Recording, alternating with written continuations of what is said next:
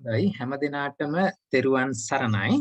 අද දවසේ 2021 අවුරුද්දේ මාර්තු මාසේ 20 වෙනි සෙනසුරාදා අපි මේ රැස් වෙලා ඉන්නේ ප ဋ ාණ ධම්ම සභාව මගින් පවත්වන අභිධම්මාචාර්ය උපාධි පාඨමාලාවේ පළමු වසර සඳහා වන දේශන මාලාව ඉදිරියට කරගෙන යන්නට අද 2021 මාර්තු මාසේ 20 වෙනිදා අද මේ පවත්වන්නේ මේ පාඩම් මාලාවේ පළවෙනි වසර සඳහා වන පාඩම් මාලාවේ පාඩම් අංක 2.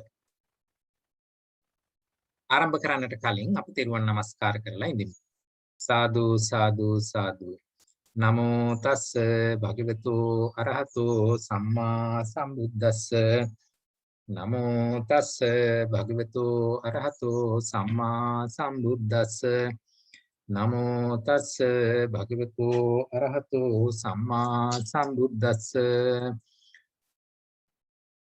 විචිත්තමති ගම්භීර මනන්ත ණය මණ්ඩිතං ප ဋ ාණං සම්මසන්තස්ස විමලා මිත බුද්ධියා යස්ස දේහානිකමින්සු සුභාචබ්බන්න රන්සියෝ නීලපීතා රත්ත සීතා මංජිඨාච පභස්සරා අං ලෝකනාතං සුගතං ධම්මං ච ජින සේවිතං සංඝං නිරංඝනං සෙට්ඨං නමාමි සිරසාදරං.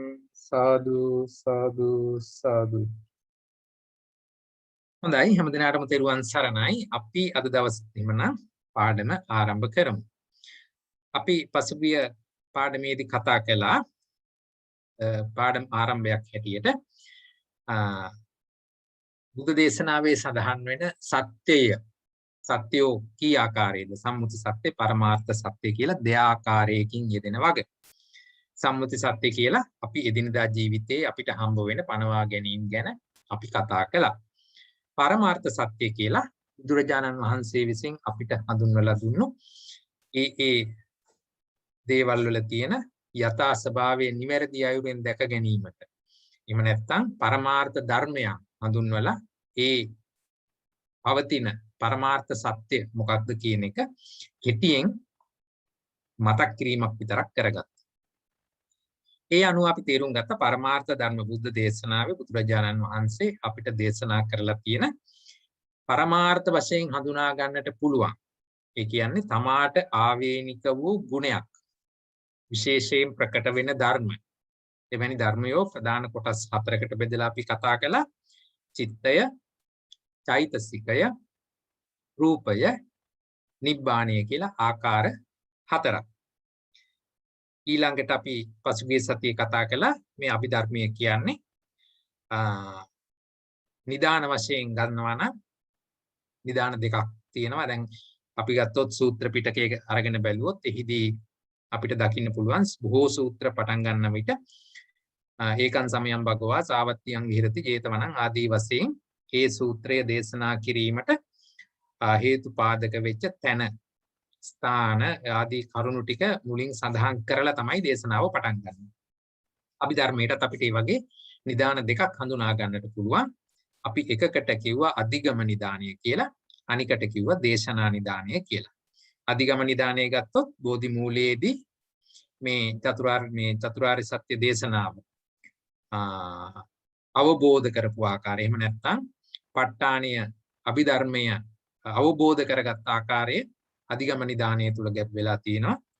දේශනා නිදානය කියලා කිව්වහම මාතෘ දිව්‍ය රාජ්‍ය ප්‍රමුඛ දසදහසක් සක්වල දෙවියන් උදෙසා කරපු දේශනාවේ ඉඳලා සරියුත් හිමියන්ට කරපු නාති සංක්ෂේප විස්තරයත්, ඊට පස්සේ සරියුත් හාමුදුරුවෝ තමාගේ ගෝලයන්ට කරපු නාති සංක්ෂේප නාති විස්තර දේශනාවත් ආදී වශයෙන් වූ සියල්ල දේශනා නිදානයේ හැටියට අපිට ගොනු කරලා ගන්න පුළුවන්.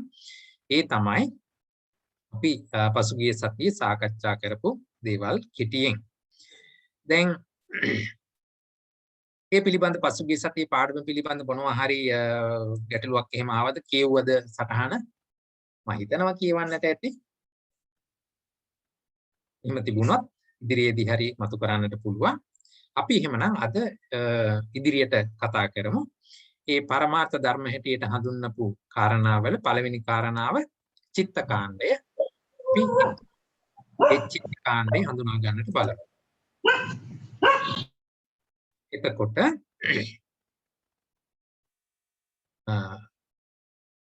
චිත්තකාණ්ඩය හඳුනා ගැනීමේදී අපි ඉස්සෙල්ලාම සිත කියන්නේ මොකක්ද කියලා නැවත පොඩ්ඩක් ආවර්ජනය කරලා එමු, මතක් කරගෙන ඉන්නු. මගේ සතිය කෙටියෙන් හැඳින්නුවා.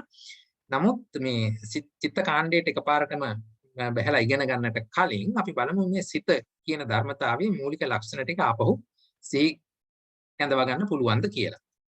සිත කියන එක කොහොමද අපිට පහළ වෙන්නේ? මම පොඩි රූපමය විග්‍රහයක් ඉදිරිපත් කරන්න උත්සාහ කරන්න කොතෙක් සාර්ථක වෙයිද දන්නේ නැහැ. මේ බලන්න. සිත් ඇති වෙන ආකාරය. අපි මේ සිතක් මේ රවුමකින් නියෝජනය කළා නම් ඒ සිතක් ඇති වෙන්නේ කොහොමද? වරකට එක සිතක් විතරයි එක් సంతානයක ඇති වෙන්නේ. එහෙම ගත්තොත් එක් සිතක් ඇති වෙනවා. ඒ ඇති වූ සිත ඊළඟ ෂණයේ නිරුද්ධ වෙනවා. ඒ නිරුද්ධ වෙනවත් එක්කම අතරක් නොඇර දෙවෙනි සිත ආරම්භ වෙනවා. මේ ආදී වශයෙන් එකක් පසුපස එකක් එන විදිහට චිත්ත සංතතිය ඉදිරියට ගමන් කරනවා. ඒ අනුව ඕනෑම වෙලාවක එක් ක්ෂණයක අපිට පවතින්නේ එක සිතක් විතරයි. සිත් දෙකක් එහෙම එකවර ඇති වෙන්නේ නැහැ. අපි දැන් ගත්තොත් එහෙම ටීවී එක බල බත් කනවා කියලා කිව්වොත් එහෙම ටීවී එක බලන් එක සිතයි බත් කන්න එක සිතයි කියලා සිත් දෙකක් ඇති වෙන්නේ නැහැ. එක ක්ෂණයක අපිට ඇති වෙන්නේ එක සිතක් විතරයි. එතකොට ඒ ඇති වෙන සිත අරගන්නේ එක අරමුණක් විතරයි. අරමුණු දෙකක් එක සිතකට ගන්න බෑ. මේ ආදී වශයෙන් මෙහි යෙදෙන ධර්මතා ටික තේරුම් ගන්නට ඕනේ. ඒ තැන යෙදෙන ප්‍රත්‍ය ධර්ම අනුව ඒ සිත් පහළ වෙනවා මිසක් මේක මා විසින් ඇති කරගන්නවා හෝ වෙන කෙනෙකු විසින් ඇති කරලා දෙනවා හෝ නෙවෙයි. අපි දන්නවා බුදුරජාණන් වහන්සේ දේශනා කළේ හේතු ප්‍රත්‍ය දහමක්. මේ හේතු ප්‍රත්‍යම කියන එකේ කෙටි අදහස වෙන්නේ ඒ තැනට සුදුසු ආකාරයෙන් හේතු යෙදෙන විදිය අනුව ඊට අනුකූලව ඊට අනුරූපව ඒ තැන සිත් පහළ වේගෙන යනවා. ප්‍රත්‍යෝත්පන්නේ ඇති වේගෙන යනවා. ප්‍රත්‍ය යෙදෙන විදිය අනුව ප්‍රත්‍යෝත්පන්නේ ඇති වේගෙන. මේ විදිහටයි මේක සිද්ධ වෙන්නේ. මේ මම බොහොම රූපීමය විදිහට පොඩ්ඩක් ඒක තේරුම් ගන්න පුළුවන් විදිහට මේ සටහනක් ඉදිරිපත් කළා පමණයි. එහෙම නැතුව කවුරුවත් හිතන්න එපා මේ රූප මේ සිත් කියන ඒවා රවුම් එතකොට ඒක එක පාට තියෙනවා එහෙම හිතන්න එපා. හොඳේ මේක රූපීමය විග්‍රහයක් විතරයි. ඉතින් මේ විදිහට ඒ අරමුණු ඒ තැනේදී අරගෙන ඉදිරිපත් වෙන සිත ගැන තමයි අපි ඉදිරියට කතා කරන්නට යන්නේ. ඒ තැනදී මොනවද ගන්න අරමුණු, එතකොට යෙදෙන අනිකුත් ප්‍රත්‍ය ධර්ම මොනවද, ඒ සිත මුල් කරගෙන අපි සිතුවිලි පහල කරගන්නේ කොහොමද, ඒ අනුව ඒවා කුසල අකුසල වෙන්නේ කොහොමද, මේ වගේ දේවල් ගැන අපි ඉදිරියේදී දීර්ඝව කතා කරනවා. ඊළඟට අපි බලමු දැන් මම කියවනේ මේ සිතක් ඉපදිලා ඒ ෂණේම නැති වෙනවා කියලා. එහෙමනම් මේ ඉපදිලා නැති වෙනකොට දැන් අපි නම් අවුරුදු 50ක් 60ක් 80ක් විතර දැන් කාලේ හැටියට ජීවත් වෙනවා. මේ සිතකුත් එහෙමනම් කොච්චර කාල ජීවත් වෙනවද? පොඩි අදහසක් අරගන්න උත්සාහයක් කරමු. බුදුහාමුදුරුවෝ කිව්වා මේ සිත් බොහෝම ලහු පරිවර්තන ඉක්මනට වෙනස් වෙනවා. කොයිතරම් ඉක්මනද කියලා කිව්වොත් මේකට උදාහරණයක්වත් දෙන්න බෑ කියලා කිව්වා. එවැනි වූ ස්වභාවය අපි කොහොමද තේරුම් ගන්න? මේ බලන්න. සිතේ ආයුෂය කොහොමද කියලා ගණන් හැදුවොත් අපි ඒක තමයි අපිට මේ විශ්වයේ දකින්නට පුළුවන් කුඩාම කාල ඒකකය කියලා තමයි අපි තේරුම් ගන්නට ඕනේ. එතකොට ඊට වඩා අඩු කාලයක් අපිට හොයාගන්නට බැහැ. මොකද කාලය කියන එක හැම වෙලාවකම තවත් දෙයකට ගැට ගහලා තමයි අපිට කතා කරන්න වෙන්නේ. දැන් දුටු ගැමුණු රජුරෝ හිටපු කාලේ තමයි රුවන්වැලි මහා සෑය ගොඩ නැගුණේ. අර ඒ වගේ අපි තව එකකට අනුගත කරලා තමයි ගැට ගහලා තමයි කතා කරන්නේ. ඒ වගේ අපිට කාලය කතා කරද්දී සිත සමග ගැට ගහලා කතා කරනවා. මොකද සිත තමයි අඩුම කාලය නියෝජනය කරමින් ඇති වෙලා නැති වෙලා යන්නේ. ඒ නිසා අපි මේ මෙතනදී සිතේ ආයුෂ තීරණය කරද්දී අපි කියනවා ඒක චිත්තක්ෂණ 1යි කියලා. මොකද වෙනත් නමක් ඒකට පනවාගෙන නැහැ. ඉතින් අපි ඒකට පනවාගෙන තියෙන නම ඒ කාල ඒකේට පනවාගෙන තියෙන නම තමයි මහා චිත්තක්ෂණයක ආයුෂ කාලය. චිත්තක්ෂණය කියන එක. එහෙමනම් මේ චිත්තක්ෂණයේ ආයු කාලය මම මෙහෙම රූපයකින් නියෝජනය කළොත් ඊළඟට අපි මේක තවත් බෙදලා පෙන්නනවා. හැබැයි මේ මහා චිත්තක්ෂණ එකට තියෙනවා කුඩා චිත්තක්ෂණ 3ක ආයු කාලයක්. ඒ කියන්නේ මෙන්න මේ වගේ කියලා හිතන්නකෝ. ඒ කුඩා චිත්තක්ෂණ ඒවා කාලාන්තර හැටියට සමාන කාලාන්තර තියෙන්නේ. උත්පාදයට සමාන කාලයක්ම තමයි තිතියට තියෙන්නේ. තිතියට සමාන කාලයක්ම තමයි භංගයට තියෙන්නේ. මේ විදිහට මේ සිත මේ ඉතා කෙටි කාලයක් තුල මේක ඇති වුණා වුණත් ඇති වෙන ස්වභාවය නියෝජනය කරන්නා වූ කාලයක් කියලා අපි දෙයක් හඳුන්වනවා. පවතින ස්වභාවයක් කියලා යම් කාලයක් හඳුන්වනවා. භංගයට පත්වන කාලය කියලා යම් කාලයක් හඳුන්වනවා. ඒ අනුව මේ මහා චිත්තක්ෂණය කියන කාල ඒකකය ඉපදීමට යම් කාලයක් අපි නියෝජනය කරන හැටියට පෙන්නනවා. පැවැත්මට යම් කාලයක් පෙන්නනවා. භංගයට යම් කාලයක් පෙන්නනවා. ඒව අපි කියනවා කුඩා චිත්තක්ෂණ කියලා. මහා චිත්තක්ෂණයට අනුගත වෙලා පවතින කුඩා චිත්තක්ෂණ. එතකොට ඒ තුල අපි තේරුම් ගන්නවා මේ සිත කියන එක අනි ඒකකයක් වගේම ඒක උත්පාදක්ෂණයක් තියෙනවා, හිතික්ෂණයක් තියෙනවා, භංගක්ෂණයක් තියෙනවා කියලා අපි තේරුම් අරගන්නවා. මේ අනුව අපිට පේනවා මේ මහා චිත්තක්ෂණ එකක කාලය කුඩා චිත්තක්ෂණ 3ක කාලයකට සමානයි කියලා. හරිද? ඔන්න එහෙනම් දැන් සිතේ ආයුෂ අපි කතා කරන්නේ මෙන්න මේ පදනමේ ඉඳගෙන. මහා චිත්තක්ෂණය කිව්වොත් ඒ මුළු සිත ඇති වෙලා නැති වෙන මුළු කාල පරාසය. උත්පාදක්ෂණය කියලා කිව්වොත් එම මහා චිත්තක්ෂණය ඇතිවීම සඳහා එහි උත්පාදය පෙන්වන අවස්ථාව. තිතිය කිව්වොත් පැවැත්ම පෙන්වන අවස්ථාව, භංගය කිව්වොත් නිරෝධය දක්වන අවස්ථාව. මේ විදිහට තමයි අපි මේක තේරුම් කරන්නේ. ඉතින් මේක මෙහෙම කිව්වට තේරෙන්නේ නැහැනේ. දැන් මේක තව එකක් එක සංසන්දනය කරලා බලමු අපි කොහොමද මේක වෙන්නේ කියලා. එතකොට එහෙම සංසන්දනය කළොත් අපිට කරන්න වෙන්නේ මෙන්න මේ වගේ. මොකද මේ සිත කියන එක ඉතාම කෙටි කාලයක් තුළ ඇති වෙලා නැති වෙනවා. අපිට හිතා ගන්නවත් බැරි කෙටි කාලයක් තුළ මේක ඇති වෙලා නැති වෙලා යනවා. බුදුහාමුදුරුවෝ අංගුත්තර නිකායේ ඒකක නිපාත පාළියේ මේක ලස්සනට කියලා දුන්නා. නාහං භික්කවේ යඤ්ඤං ඒක ධම්මම්පි සමනුපස්සාමි යං ඒවං ලහු පරිවත්තං යතයිදං චිත්තං යාවංජිදම් භික්කවේ උපමාපි න සුකර. උපමාවක්වත් දෙන්න මේකට හැකියාවක් නැහැ අපිට. ඒ තරම් මේක ලහු පරිවත්තයි. ඒ කියන්නේ ඉක්මනට විඳිලා විනාශ වෙලා යනවා. ඇති වුණා ඇති උෂණේ මේක නැති වෙලා යනවා වගේ අදහසක් තමයි එතන විස්තර කළේ. මේ කියන කාලයකතය අපි අනිකුත් පරමාර්ථ ධර්මات සමග සංසන්දනය කරලා බලමු පොඩි අදහසක් එනවද කියලා. එහෙම සංසන්දනය කරනකොට අපි දන්නවා පරමාර්ථ ධර්ම අපි කොටස් 4යි චිත්ත, චෛතසික, උපනිර්වාණ කියලා. එතකොට දැන් සිතේ ආයුෂය මහා චිත්තක්ෂණ 1යි කියලා අපි හැඳින්වුවා නම් චෛතසික වල ආයුෂ කොහොමද එන්නේ? අපි ඒක කතා කරනකොට එතනදී චෛතසික වල ආයුෂ කාලයත් මහා චිත්තක්ෂණ 1යි කියලායි ගණන් කරන්නේ. එයි චෛතසික කියන්නේ සිතේ ඇති වෙන දේවල්. සිතත් සමගම ඇති වෙලා සිතත් සමගම නිරුද්ධ වෙන දේවල්. එහෙමනම් චෛතසික වල ආයු කාලයත් මහා චිත්තක්ෂණ 1ක කාලයේම තමයි කියලා අපිට සලකන්නට වෙනවා. ඊළඟ පරමාර්ථයේ ධර්ම වන රූප ගැන මේක සංසන්දනය කළොත් මොකද හිතෙන්නේ? රූපයෝ බොහෝ රූප 28ක් තියෙනවා කියලා පෙළ පොතේ සඳහන් වෙනවා.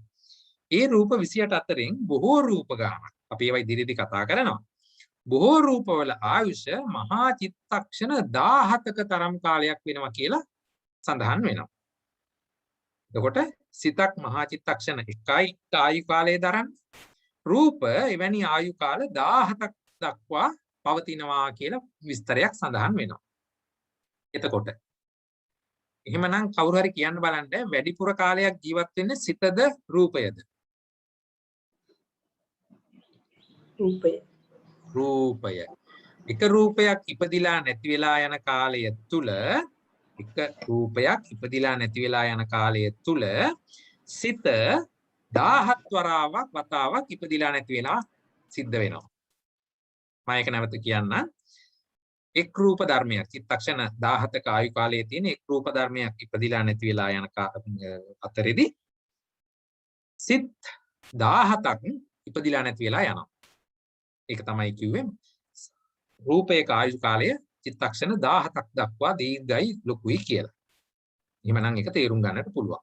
එතකොට මේකෙදි කොහොමද රූපයේදි කොහොමද අපි උත්පාදිත තිබංග අරගන්නේ?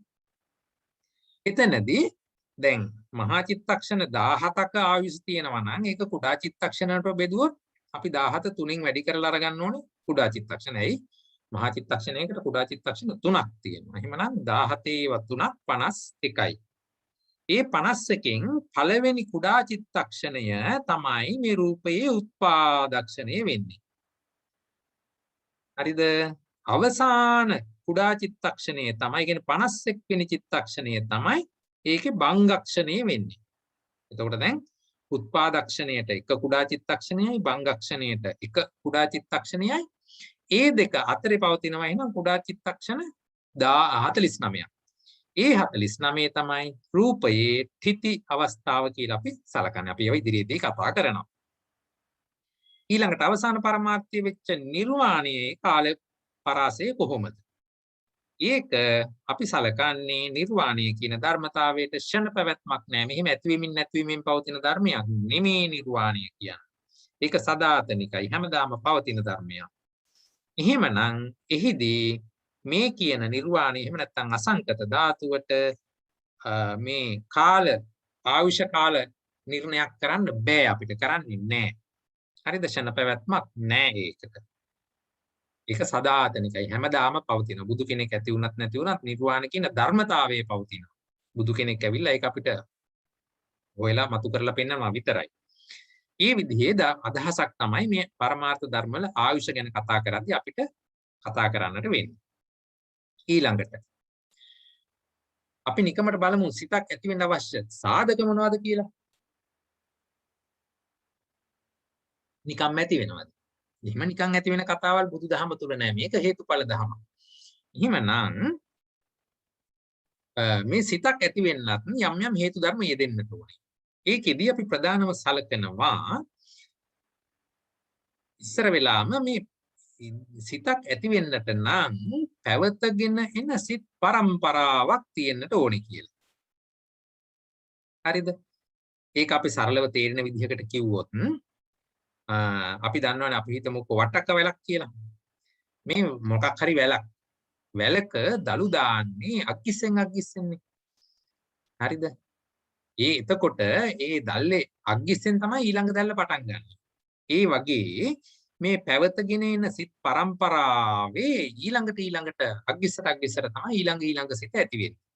මම මෙතන පරම්පරාවක් කියලා කිව්වේ ඇති වෙමින් නැති වෙමින් ඉදිරියට යන සන්තතියක් කියලා අපි කතා කරනවානේ. අන්න ඒ අදහස අරගන්න. එහෙම නැතුව අර සිත දන්වැල වාගේ එක එක පුරුක් ගැට ගහගෙන මුළු දන්වැල එකට පවතින ස්වභාවයක් ගැන නෙමෙයි අපි මේ කතා කරන්නේ. මම පෙන්නුවානේ. එක සිතක් ඇති වුණා, ඒ සිත නැති වුණා. නැති වුණාට කියන්නේ නැති වුණා තමයි. ඉතින් ආයේ චුට්ටක්වත් අලුවක් ඉතුරු නැහැ. හරිද? ඒ නිසායි මම එතන අඩු ගානේ ඡායාවක්වත් පෙන්වුවේ නැත්තේ. එහෙම පෙන්වන්න හොඳ නැහැ. එහෙම බෑ. ඇයි? සිත ඇති වෙලා නැති වුණා. නැති වුණා නම් ඒක නැති වුණා. ආයි චුට්ටක්වත් ඉතුරු නැහැ. ඒ නිසා හැබැයි අර ඒ ඇති වෙමින් නැති වෙමින් එන ස්වභාවය තියෙනවානේ. අපි ඒකට කියනවා පරම්පරාව, සන්තතිය. අන්න ඒ සන්තතිය අග්ගිස්සෙන් තමයි ඊළඟ සිත ඇති වෙන්නේ. ඒ මිසක් දැන් උදාහරණයක් හැටියට මට ගමනක් යන්න ඕනේ කියලා සිතුවිල්ලක් පහළ වෙච්ච ගමන් ඒහා සම්බන්ධ අනිකුත් සිත් සහ සිතුවිලි පහළ වෙන්නේ ඒ මගේ సంతානයේ ඊළඟට මිසක් වෙන කෙනෙක්ගේ సంతානෙ නෙමෙයිනේ. ඒ වගේ අර මේ පැවතගෙන එන පරම්පරාවක් තියෙන්නට ඕනේ. ඒ පරම්පරාවේ අග්ගිස්සෙන් තමයි අලුතෙන් සිත ඇති වෙන්නේ. ඒ තමයි පළවෙනි කාරණේ. මේක හරි වැදගත්. අපි ඔක ඉතින් ප ဋ ාණ ප්‍රකරණය කරනකොට අනන්තර ප්‍රත්‍ය සමානන්තර ප්‍රත්‍ය කියලා ඉතින් මේව තව ඉතා ගැඹුරින් ඉගෙන ගන්නවා. දැනට අපි නිකමට අරගමු පැවතගෙන එන සිත් පරම්පරාවක් තියෙන්න ඕනේ අලුතෙන් සිතක් ඇති වෙන්නට. දැන් එතකොට ඉතින් මේක මම මෙහෙම කියනකොට ඔයගොල්ලන්ට ප්‍රශ්නයක් ඇති වෙන්නට ඕනේ. ඒ කියන්නේ මේ ලෝකයට අලුතෙන් සත්වයක් ඇති වෙන්නට බැරිද? අලුතෙන්ම කෙනෙක්. බුදුදහම අනුව එහෙම බෑ. හරිද? අපි ඒව ඉදිරියේදී තවත් ගැඹුරින් කතා කරනවා ඇයි එහෙම අපි කියන්නේ කියලා. ඇයි බුදුදහම එවැනි පදනමකටපත් වෙලා ඉන්නේ. හරි? මේ අනන්ත වූ සංසාරය තුල සත්‍යෝ ඇති වෙලා මේ විදිහට පැවතගෙන එනවා. ඒ පැවතගෙන එනකොට ඊළඟ සිත් ඇති වෙන්නේ පවත්නා પરම්පරාවේ අගින් කියලා අපි දැනට තේරුම් ගමු. ඊළඟට දෙවෙනි කාරණය. සිත ඉපදීමට සුදුසු වස්තුවක් නිස්සය වෙන්නට ඕනේ. සහ ඒ වස්තුව ප්‍රකෘතිව තියෙන්නටත් ඕනේ. දැන් අපි උදාහරණයක් ගත්තොත් දැන් සිත් ඉපදෙන්න සුදුසු ස්ථාන තියෙනවා. ඒ සුදුසු ස්ථාන වලට තමයි අපි වස්තු රූප කියලා කියන්නේ. උදාහරණයක් හැටියට අපි රූපයක් දකිනවා කියලා කියන්නේ ඇස මුල් කරගෙන සිතක් පුදවා ගැනීම. ඇස මිශ්‍රය කරගෙන, ඇස උපකාර කරගෙන සිතක් ඇති කරගන්නවා වර්ණ රූප දැකීමට. ඒක තමයි අපි දැක්කා කියලා කියන්නේ. එතකොට එහෙමනම් ඒ දැකීම සම්බන්ධ වූ මූලික සිත උපදවා ගැනීමට ඇස කියන රූප ධර්මයේ උපකාර වුණා. එහෙමනම් ඇස චක්කු වස්තුව කියලා අපි හඳුන්වනවා. ඇයි? චක්කු විඥාන සිත ඉපදීමට හේතු වෙච්ච නිසා. ඒ වගේම කන මුල් කරගෙන ශබ්ද අහනවා, නාසය මුල් කරගෙන ගඳ සුවඳ විඳිනවා, මේ ආදී වශයෙන් අපිට තියෙනවා මේ වස්තු රූප. ඒ හැබැයි මේ වස්තු රූපේ ප්‍රകൃතිව තියෙන්නටත් ඕනේ. මොකද ඇහැ කන වුණාම අපිට රූප ධර්ම පේන්නේ නැතුව යනවානේ. ඒ වගේම මලමිනියකත් ඇහැ තියෙනවා. නමුත් මලමිනියට පේනවා කියලා කතන්දරයක් අපි කියන්නේ නැහනේ. ඒ වගේ මේ පවතින ඇස සක්‍රියව තියෙන්නටත් ඕනේ. එහෙම තිබුණොත් තමයි ඒ වස්තු රූපය ඇසුරු කරගෙන ඊළඟ සිත් පරම්පරාව ඇති වෙන්නට පුළුවන් වෙන්නේ. ඒ තමයි දෙවෙනි කාරණේ. තුන්වෙනි කාරණය තමයි අරමුණක් ආපాతගත වෙන්නට ඕනේ. අරමුණක් ආපాతගත වුනේ නැත්නම් සිතක් පහළ වෙන්න බෑ. ඇස තිබුණයි කියලා ඒ ඇස සක්‍රියයි කියලා පවතින සිත් පරම්පරාවක් චිත්ත සන්තතියකුත් තිබුණයි කියලා ඇසට නිස්ත්‍රය කරගන්නට සුදුසු අරමුණක් ආපాతගත වුනේ නැත්නම් ඇස මුල් කරගෙන රූප මේ චිත්තයෝ ඇති වෙන්න බෑ. හැබැයි මේ වෙලාවේදී කන මුල් කරගෙන වෙන සිතක් ඇති වෙන්නට පුළුවන්. කොහොම හරි සිතක් ඇති වෙන්නට නම් ඊට සුදුසු අරමුණක් ලැබෙන්නටම ඕනේ. හරිද? ඒක තමයි තුන්වෙනි කාරණය. එහෙමනම් තවත් අතුරු කාරණා රාශියක් තියෙනවා.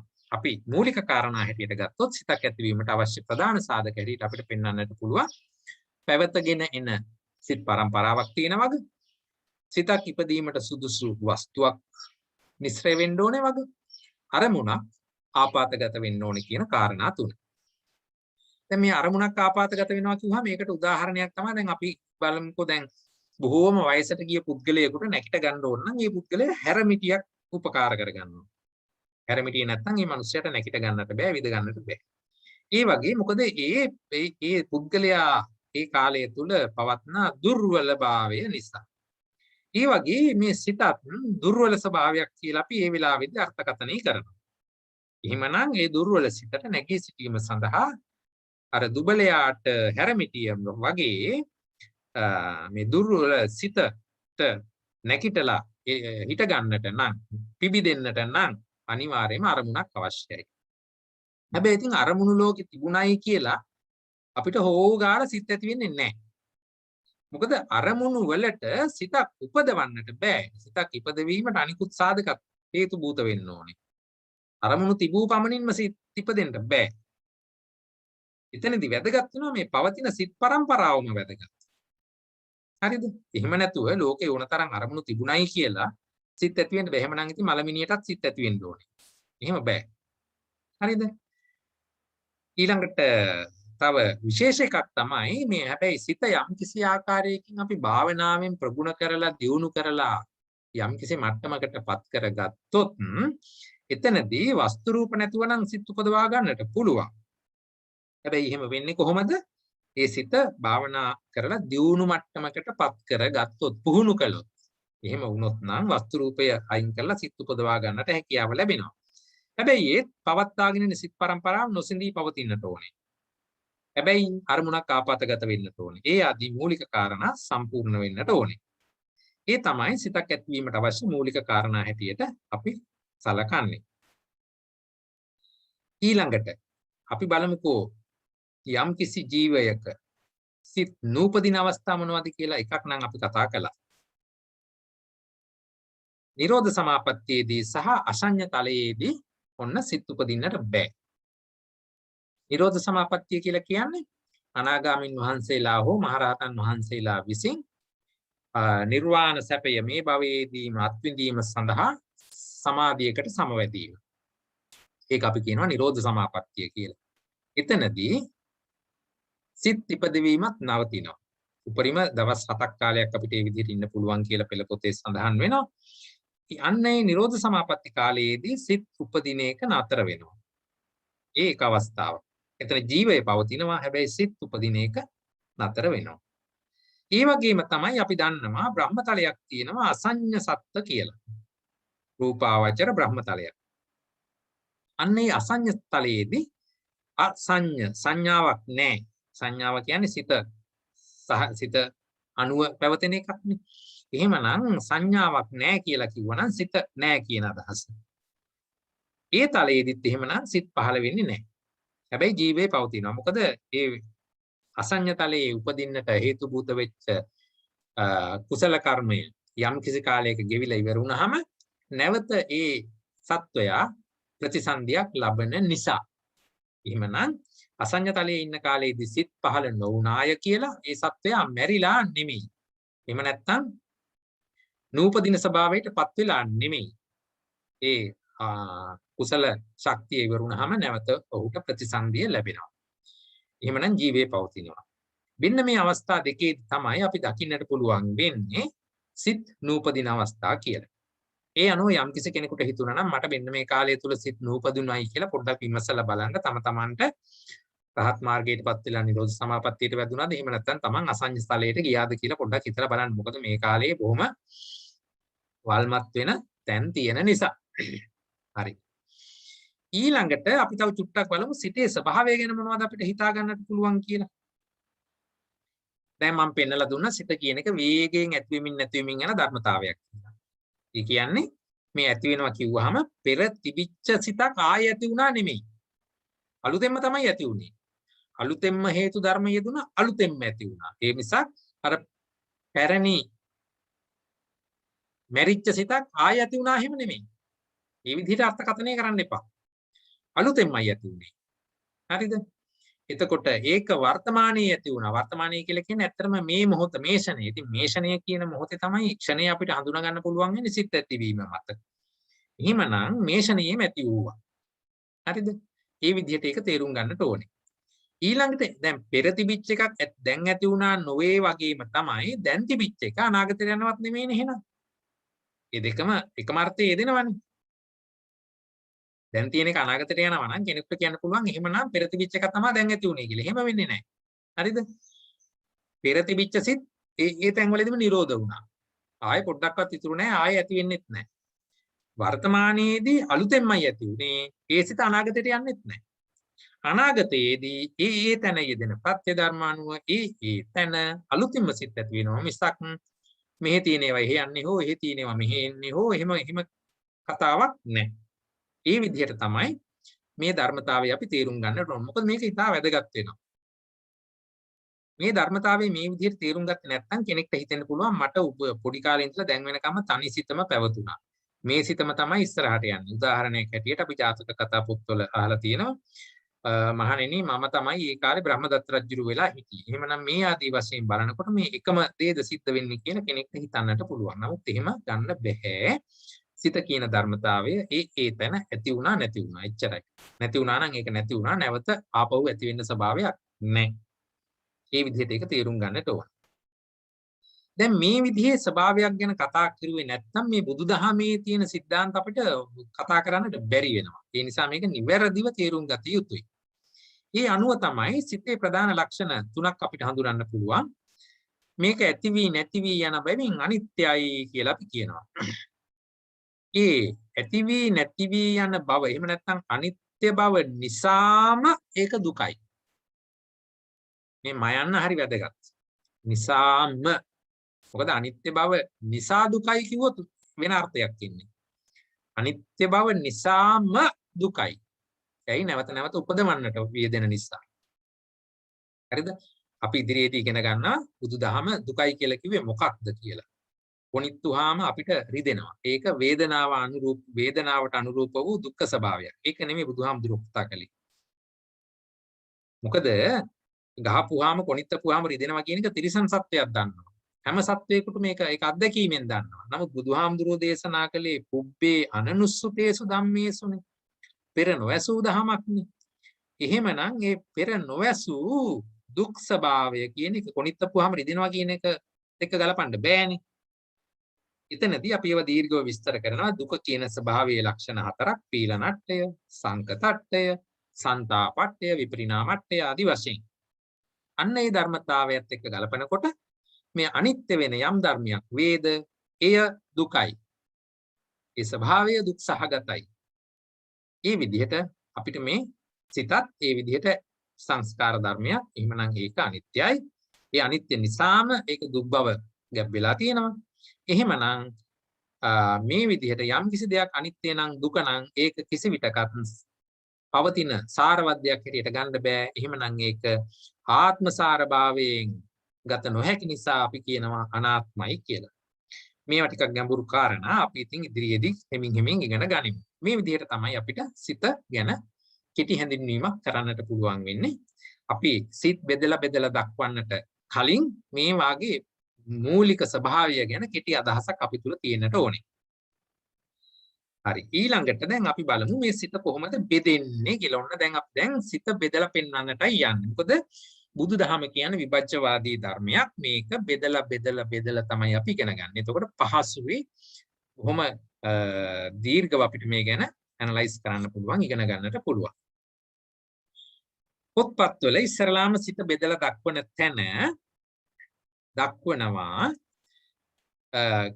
කෙටියෙන් අපි හඳුන්වන සිත් 89 ආකාරයකට. අපි ඒ ඉදිරියේදී හිමින් ඉගෙන ගන්නවා. මේ සිත් 89 අපි මූලිකව බෙදලා පෙන්නනවා. ලෞකික සිත් 81ක් තියෙනවා, ලෝකෝත්තර සිත් 8ක් තියෙනවා කියලා. හරි, එතකොට මොනවද ලෞකිකයි කියන්නේ, මොනවද ලෝකෝත්තර? ලෝකෝත්තර කියන්නේ නම් රහත් තත්වයටපත් වෙන ස්වභාවයේ සිත්. එතකොට ඒක චුති ප්‍රතිසන්දි වශයෙන් නැවත සංසාරයේ පුරාවට අදාළ නොවන හේයි මේ කාම ලෝක, රූප ලෝක, අරූප ලෝක කියන භූමිත්‍රයෙන් ඊතර වූ ස්වභාවය අරගෙන ලෝකයෙන් ඊතර වූ ස්වභාවය කියන අදහස අරගෙන අපි ලෝකෝත්තරයි කියලා කියනවා. ඒ අනුව එවැනි සිත් මගින් නැවත චුති ප්‍රතිසන්දියක් ලබලා දෙන්නේ නැහැ. ඉපදින්නේ හෝ මැරෙන්නේ හෝ නැවත උපතක් ලබා දෙන්නේ නැහැ. ලෞකිකයි කියලා කියන්නේ එහෙමනම් කාමාවචර, රූපාවචර, අරූපාවචර කියන භූමි තුනට අයත් වෙන සිත්. මොකද එවැනි ස්වභාවයේ පවතින සිත් නැවත උපදීමේ ස්වභාවය දරන නිසා අපි ඒවට කියනවා ලෞකිකයි කියලා. මේ ලෞකික සිත් 81 අපි ඉගෙන ගැනීමේ පහසුව සඳහා භූමි වශයෙන් බෙදලා පෙන්නනවා. භූමි කියලා කිව්වේ සිත් ඉපදෙන, සත්වයෝ ඉපදෙන ස්ථාන කියලා අපි අරගමුකෝ. එහෙමනම් කාමාවචර භූමියේ සිත් 54ක් ඇති වෙනවා කියලා කියනවා. කාමාවචර භූමිය කියන්නේ ඔයගොල්ලෝ අපි මේ ඉපදිලා ඉන්න ස්වභාවය. එතකොට එතන අපි සිත් 54කට බෙදලා පෙන්නනවා. රූපාවචර සිත් 15යි කියලා බෙදලා පෙන්නනවා. අරූපාවචර සිත් 12යි කියලා බෙදලා පෙන්නනවා. කාමාවචරය, රූපාවචරය, අරූපාවචරය කියන්නේ සත්වයෝ ඉපදින්නට චුති ප්‍රතිසන්දි වශයෙන් චුති වෙලා ඊළඟට ප්‍රතිසන්දි වශයෙන් ඉපදෙන ස්ථාන කියලා හිතමුකෝ අපි. එවැනි ස්වභාව තුනක, එවැනි තල තුනක අපිට දකින්නට හම්බ වෙනවා. ඒ එක් තලයේ පහළ වෙන්නට පුළුවන් උපරිම සිත් ගාන. මේ සිත් 89 ආකාරයෙන් විස්තර කරනකොට පහළ වෙන්නට පුළුවන් සිත් ගාන අපි මේ විදිහට දක්වලා තියෙනවා. ඒකෙන් අපි දැන් ඉස්සරළම එහෙනම් කතා කරන්න අරගමු කාමාවචර සිත් ටික කීයද කියලා. දැන් බලන්න මේ සිත් 89 බෙදුවේ කොහොමද? ලෞකික 81යි, ලෝකෝත්තර 8යි. ලෞකික 81 බෙදුවා කාමාවචර 54යි, රූපාවචර 15යි, අරූපාවචර 12යි කියලා. දැන් මේ කියන ධර්මතාවය ඔයගොල්ලන්ගේ අද මම නිකුත් කරපු සටහනේ මුල පිටුවේ දක්වලා තියෙනවා. හරිද? සිත් 89 බෙදෙන ආකාරයේ මුල පිටුවේ දක්වලා තියෙනවා. මම සටහන WhatsApp කණ්ඩායමට නිකුත් කළා. යම් කිසි කෙනෙකුට ඒවා හම්බුනේ නැත්නම් ඒ කියන්නේ සමා වෙන්න ඕනේ. ඒ පුද්ගලයා මගේ WhatsApp කණ්ඩායමට මම ඇතුල් කරගෙන නැතුව ඇති. එහෙමනම් මොකද මම WhatsApp කණ්ඩායමට ඇතුල් කරගත්තේ පට්ටන ධම්ම සභාව වෙබ්සයිට් එකේ රෙජිස්ටර් වෙලා මේ අවුරුද්දට ආපු කට්ටිය විතරයි. ඉතින් යම්කිසි කෙනෙකුට මේ දේශනා ඉදිරියට අහන්න කැමති නම් ඒ කරුණා කරලා ප ဋ ාණ ධම්ම සභාවේ වෙබ් පිටුවේ ඔන්ලයින් රෙජිස්ට්‍රේෂන් කියන එක යටතේ අදාළ පන්තිය මොකක්ද කියලා සඳහන් කරගෙන තියෙනවා ඒ විස්තරේ. ඒක සඳහන් කරමින් ඒ රෙජිස්ට්‍රේෂන් එක පුරවලා ඉදිරිපත් වුණා නම් මට පහසුයි මේ WhatsApp කණ්ඩායම වලට අතුල් කරගන්නට. මොකද එහෙම නැත්නම් එක එක වෙලාවට මම නනා ඉන්න කොටත් මට අනේ කෝල් එනවා මේ අනේ සර් මාව දාන්න කියලා. ඉතින් එහෙම වුණාම පොඩ්ඩක් අපහසු නිසා අර විදිහට එනවා නම් මට ඒක පිළිවෙලකට කරගන්නට පුළුවන්. හොඳයි. එක මහත්මියක් රේස් හෑන්ඩ් කරලා තිනවා. මොකද්ද ඔබතුමියගේ ගැටලුව? මම කල්යාණි ගුණතිලක මම රෙජිස්ටර් වුණා සර්. නමුත් මට ඊමේල් එකකුත් ඇවිල්ලා ඒ මට දීපු පාස්වර්ඩ් වලින් තමයි මම මේ ඇවිත් ඉන්නේ රූම් එකට. නමුත් මාව WhatsApp group එකකට දාගෙන නැහැ සර්. ඔබතුමියගේ නම කිව්ව කල්යාණි ගුණතිලකද? කල්යාණි ගුණතිලක. මගේ ටෙලිෆෝන් නම්බර් එක 0778289 කරුණාකරලා මා 8289 353. හරි. මම බලන්න මොකද මේ අමතක වීමක් වෙලා ඇත්තේ කියලා. ඒ විදිහට අපි එහෙමනම් ඉදිරියට කටයුතු කරමු. හොඳයි. එහෙමනම් අපි කතා කරමින් හිටියේ සිත බෙදා දක්වන ආකාරය මේ විදිහට. එහෙමයි. මම සිල්මෑනි නාන්සේ කෙනෙක් සර්. මමත් වෙබ්සයිට් එකකින් රෙජිස්ටර් වුණා. ඒත් මට WhatsApp group එකේ මාව ඇඩ් වෙලා නැහැ. මං ගිය සතියේ මේ ප ဋ ාණ සභාවේ මේ Zoom මේ වැඩසටහනට දැම්ම මගේ ආපහු ඩීටේල්ස් ටිකේ මුකුත් තාම නැහැ ඉගෙන. මෙහිමයි. මෙතනදී මම ඔයත් IT තාක්ෂණය සම්බන්ධව පොඩ්ඩක් දුර්වලයි. ඉතින් ඒ නිසා මටත් තේරුණා සමහර වෙබ්සයිට් එකේ තියෙන දත්ත මම ලබා ගැනීමේදී යම් දුර්වලතා වුණා කියලා මටත් තේරුණා. ඒ නිසා වෙන්න ඕනේ ඔය කියන විදිහට මට සමහර අයගේ සම්බන්ධය ගැලවිලා තියෙන්නේ. මම නැවත ඒකට උත්සාහ කරන්නම්. අද සඳුදා හෙට දවස ඇතුළත හෙට කියන්නේ ඉරිදා දවසේ ඇතුළත ඔබට WhatsApp කණ්ඩායමට ඇතුළු වුණා කියලා සඳහනක් නොවුනොත් කරුණා කරලා මට ඒ දත්ත ටික ලබා ගන්න නැවත රෙජිස්ට්‍රේෂන් එක වෙනවා නම් මම වඩා කැමතියි. එහෙමයි. හොඳයි. මම නැවත අද දැන් හවස මම උත්සාහ කරලා බලන්න මට ගන්න පුළුවන්ද කියලා ඒ දත්ත. එහෙම ගත්තා නම් මම මේ WhatsApp එකට ඇතුල් කරනවා. ඇතුල් කරා නම් ඔබ හැමට පණිවිඩයක් ලැබෙනවා.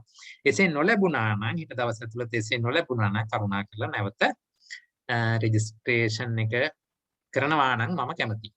හරි. දැන් අපි මේ විදිහට සිත බෙදා දක්වනකොට දැන් සිත 89 අපි මේ විදිහට බෙදලා පෙන්නනවා. කාමාවචර 54යි, රූපාවචර 15යි, අරූපාවචර 12යි, ලෝකෝත්තර 8යි. මේ ඔක්කොම ටික එක්කව කළොත් සිත 89 ගැලපෙනවා. හරිද? දැන් අපි එහෙමනම් මේකේ පටන් ගනිමු මුල ඉඳලා. කාමාවචර සිත 54 අපි ඉගෙන ගන්නට පටන් ගනිමු. මොනවද කාමාවචර සිත කියන්නේ? කාමාවචර සිත කියලා කියන්නේ අපි බලමු පොතේ තියෙන අර්ථයම අරගෙන. මොකද මෙතන විභාගයක් කරන අයත් ඉන්නවා. එයාටත් අනුග්‍රහ වශයෙන් කාම කියලා කියන්නේ කැමැති බව. හරිද? කැමැති වෙන වග. එහෙමනම් මේක ටීකා පොතේ සඳහන් වෙනවා කාමීයතිතිවා කාමෝ. කැමැති වෙන වග කාමයයි. ඒකා දසවිදෝ කාම භවෝ තස්මි. යේ බුහියේන අවචරතිති කාමාවචර. 11 ආකාර වූ කාම භූමියේ බහුල වශයෙන් පහළවන සිත් කාමාවචර සිත් වෙති කියලා ඔන්න අර්ථකථනයක් ඉදිරිපත් කළා. මම නැවත කියන්නම්. යම් දේවල් වලට අපි කැමති වෙන වග, ඒ කියන්නේ රූප, ශබ්ද, ගන්ධ, රස, පොට්ටබ්බ කියන කාම ගුණික වස්තුන් වලට කැමති වෙන වග තමයි කාම කියලා කිව්වේ. මොනවද? රූපයට කැමති වෙනවා, ශබ්දයට කැමති වෙනවා, ගන්ධයට, රසයට, ස්පර්ශයට මේවට අපි කැමති. ඒ නිසා තමයි අපි ඒව පසුපස හඹා යන්නේ. එවැනි ස්වභාවයේ ජීවත් වෙන සත්වයන්ට අපි කියනවා කාම සත්වයෝ කියලා. හරිද? එතකොට ඒ නිසායි ඔයාලා අපි හැමෝම කාම භූමියට අයත් උනේ. ඇයි අපි රූප දකින්න කැමති, ශබ්ද අහන්න කැමති, ඒ ආදී වශයෙන්. මෙවැනි කාම භූමි 11ක් තියෙනවා. මොනවද ඒ 11? අපාය 4යි. මනුස්ස ලෝකයයි. දෙවි ලෝක 6යි. එතකොට එතන 6යි 4යි 10යි 1යි 11යි. ඒ 11 භූමියම කාම භූමි හැටියට සලකන්නේ. ඒ කාම භූමිය වල බහුලව පහළ වෙන සිත් තමයි කාමාවචර සිත්. එතකොට අන්න ඒ 11 ආකාර කාම භවයන්හි බහුල වශයෙන් පහළ වන අර්ථයෙන් අපි කාමාවචර සිත් එක විදිහකට හඳුන්වනවා. දැන් ඔය මේ 11 ආකාරය අපි ඉන්නේ මැද්දේනේ. අපිට පහලින් අපි අපාය 4 පෙන්නනවා, ඉහළින් දිව්‍ය ලෝක 6 පෙන්නනවා. ඔන්න ඕක නිසා තමයි සමාජයට අදහසක් ඇවිල්ලා තියෙන අර 6 4 තේරෙන එක පව් කරන්නේ නැහැ කියලා. මොකක්ද මේ 6 4? 6 කියලා කිව්වේ දිව්‍ය ලෝක 6, 4 කියලා කිව්වේ අපාය 4. මේක හරියට තේරුම් ගත්තා නම් යම් කිසි කෙනෙක්ට දැනෙනවා වැරදි කළොත් අපාය යනවා, හොඳ වැඩ කළොත් දිව්‍ය ලෝක යනවා. එහෙමනම් අපාය ගිහලා දුක් විඳින්න අවශ්‍ය නැහැ නේ. එහෙමනම් අපි හොඳ වැඩ කරලා සැප විඳිනවා කියන අදහස තේරෙනවා. ඒ නිසායි 6 4 දන්නේ කෙනා අකුසල කරන්නේ නැහැ කියලා කියන්නේ. හරි. මේකට තව අර්ථයක් තියෙනවා. කාමාවචර සිත් කියන එකට තව අර්ථයක් අපි අරගන්නවා. ඒ තමයි කාම සංඛ්‍යාත කාම භවයේ ප්‍රතිසන්දි වශයෙන් හැසිරෙනුයේ කාමාවචරයි. ඒ කියන්නේ යම් යම් සත්ව කොට්ටාස ප්‍රතිසන්දි වශයෙන් මෙතනදී මැරිලා නැවත කාම භවයේ ඇයි අර කාම ගුණික වස්තුන් වලට තියෙන කැමැත්ත ප්‍රහාණය නොකර මරණයටපත් වුණා නම් ඒ සත්වයෝ නැවත නැවත එකී ස්වභාවයන් විඳීමටම ප්‍රතිසන්දිය අරගන්නවා. අන්න ඒ අර්ථයෙන්ුත් කාමාවචරයි කියලා කිව්වා. හරිද? එතකොට ඒ තව අර්ථයක්. අපි තවත් එකක් අරන් බලමු. අරමුණු කිරීම වශයෙන් හෝ කාම ධර්ම හැසිරෙන සිත කාමාවචරයි. අර්ථශාලිනී ධම්මසංගණී අටුවාවේ ඒ අර්ථය ඉදිරිපත් කරනවා. ඒ කියන්නේ කාම භවයේ බහුලව පවතිනවා කියන්නත් පුළුවන්. ප්‍රතිසන්දි වශයෙන් කාම ලෝකයේ හැසිරෙන ස්වභාවයේ සිත් කියලා කියන්නත් පුළුවන්. එහෙම නැත්නම් අරමුණු කිරීම වශයෙන් කාම ධර්මයක් අරමුණු කරනවා. කාම ධර්මයේ පදනම් කරගෙන සිත් ඇති කරගන්නවා. අන්න එහෙමනම් එතනත් කාමාවචරයි. හරිද? අපි කියවනේ සිතක් ඇති වෙන අරමුණක් ඕනේ. ඒ අරමුණ කාමාවචර ධර්මයක් නම් එසේ ඇති වූ සිත කාමාවචරයි. ඒ අනුව තමයි දැන් ගන්නකො සරල උදාහරණයක්. බුදුහාමුදුරුවෝ ආරාමේ ඉන්නකොට ඔන්න අනේ පිණුසිතාණු හරි විසාකාව හරි එහෙම නැත්නම් කොසල් රජුරුව හරි එහෙම නැත්නම් සාමාන්‍ය උපාසක උපාසිකාවෝ හරි ඇවිල්ලා බුදුරජාණන් වහන්සේ එක්ක ධර්ම සාකච්ඡා කරනවා කියලා හිතන්නකෝ. ඒ වෙලාවේ බුදුහාමුදුරුවෝ කතා කරනවා පින්වත පින්වතිය විසාකාවෙනි ආදී වශයෙන්. එතකොට මොකක්ද ඒ අරමුණු කලේ? කාමාවචර ධර්මයක්. එහෙමනම් මේ බුදුරජාණන් වහන්සේ ඒ කාමාවචර ධර්මයක් අරමුණු කරලා සිත් පහල කරන වෙලාවේදී ඒ සිත් කාමාවචරයි. හරිද? ඒ නිසා තමයි අපි ඉදිරියේදී ඉගෙන ගන්නවා රහතන් වහන්සේ කෙරෙහි ඇති වෙන ක්‍රියාසිත ඔක්කොම ටික ලෞකික මට්ටමට දාලා පෙන්වලා දීලා තියෙනවා. හරිද? එතනදී රූපාවචර අරූපාවචරක් තියෙන්න පුළුවන්. නමුත් කාම ධර්මයක් නම් අරමුණු කලේ එම සිත කාමාවචරයි. ඒ ආදී වශයෙන් මේ ස්වභාවය තේරුම් ගන්නට ඕනේ. ඊළඟට අපි බලමුකෝ මේ කාමාවචර සිත් ඇති වෙන්නේ කාම භූමියේ පමණද නැත. දැන් ඒක මම විස්තර කළා. හරිද? එයි කාම ධර්මයක් අරමුණු කරන්න පුළුවන් ඕන භූමියකදී. හරිද? අපි තේරෙන විදිහකට මේක බැලුවොත් සර් අර තුන්වෙනි කාරණේ පැහැදිලි කරන්න යනකොට මේ ස්ක්‍රීන් එක මේ අවුට් වුණා. පොඩ්ඩක් තුන්වෙනි කාරණේ ආපහු කියන්නේ දැන් තමයි ආපහු ස්ක්‍රීන් එක ආවේ. කාම සංඛ්‍යාත කාම භවයන්හි ප්‍රතිසන්දි වශයෙන් හැසිරෙනවා කියලා කියන්නේ අපි කාම ධර්මයක් අපි රූප බැලීමේ කැමැත්ත ඇතිව ඒ ප්‍රහාණය නොකර අපි මරණයටපත් වුණා නම් අපිට අර මරණයටපත් වෙන ස්වභාවයේදී අපි තවදුරටත් රූප බැලීමේ ආසාව, ශබ්ද ඇසීමේ ආසාව ආදිය ඉතුරු කරගෙන එහෙම නැත්නම් ප්‍රහාණය නොකරගෙන මිය ගිය නිසා ලබන ප්‍රතිසන්දිය ඒ විදිහටම රූප බලන්නට, ශබ්ද අහන්නට සුදුසු විදිහට තමයි සැකසෙන්නේ. ඒකයි කිව්වේ ප්‍රතිසන්දි වශයෙන් හැසිරෙන ධර්ම තියෙන සිත් කාමාවචරයි කියලා අපි අරගන්නවා. ඒයි ප්‍රතිසන්දි වශයෙන් හැම වෙලාවකම උඩ උපදින්නේ කාම ස්වභාවයේදීම තමයි. ඊළඟට අරමුණු කිරීම වශයෙන් දැන් සිතකට අරමුණක් ඕනේ කිව්වනේ. ඒ වගේ එතකොට ඒ අරමුණ කාම ධර්මයක් නම් එසේ ඇතිවන සිතුත් කාමාවචරයි. ඒ විදිහට ඒක තේරුම් ගන්නට ඕනේ. හරි. ඊළඟට කාමාවචර සිත් කාම භූමියේ පමණද? නෑ. ඇයි අනිත් භූමියේ සමානස එතන රහතන් වහන්සේගේ කෙනෙක් ගැන රහතන් වහන්සේ ගැන මොකක් හරි කිව්වා ඒක තමයි මට වැඩියෙන් ඇහුන්නේ නැත්තේ. ඔව්. දැන් රහතන් වහන්සේ කෙනෙක් වුණත් කාම ධර්මයක් අරමුණු කරලා ඉන්න වෙලාවේදී පහළ වෙන්නේ කාමාවචර සිත්.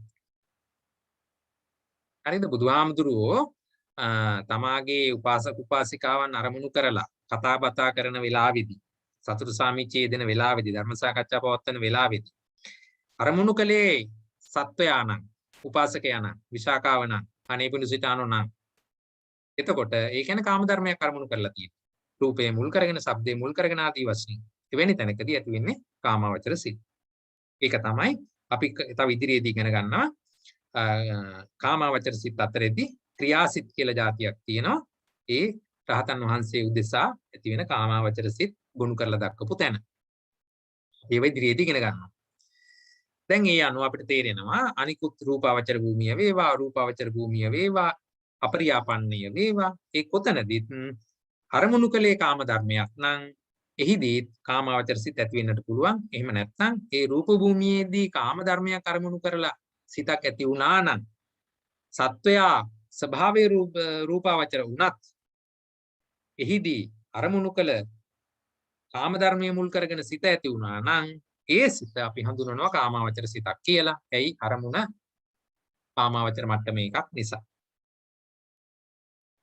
හරිද? ඒ විදිහට ඒක එතකොට තේරුම් ගන්නට පුළුවන්. හරි. අපි මේවා දීර්ඝව හරියට තේරෙනවා ඒ භූමිය අපි වෙන වෙනම කතා කරනකොට. දැනට සරල අදහසක් අරගෙන යන්කො ඉස්සරහට.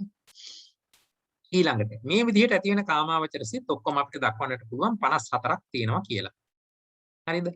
මේ සිත් 54 අපි බෙදනවා අකුසල සිත් 12යි. අහේතුක සිත් 18යි. කාමසෝබන 24යි කියලා ඔන්න අපි බෙදලා පෙන්නනවා. 12යි 18යි 30යි 24යි 54යි. හරිද? ඒකෙන් අපි දැන් ඉස්සෙල්ලා කතා කරමුකෝ අකුසල සිත් 12 ගැන. මේ අකුසල සිත් 12 අපි බෙදලා පෙන්නනවා ලෝභ මූල සිත් 8යි, ද්වේෂ මූල සිත් 2යි, මෝහ මූල සිත් 2යි කියලා. 8යි 2යි 10යි 2යි 12යි. එතකොට ඔන්න අකුසල සිත් 12 අපි බෙදලා පෙන්නුවා ලෝභ මූල සිත් 8යි, ද්වේෂ මූල සිත් 2යි, මෝහ මූල සිත් 2යි කියලා. මේ විදිහට අපි බෙදලා තමයි ඉගෙන ගන්න. එතකොට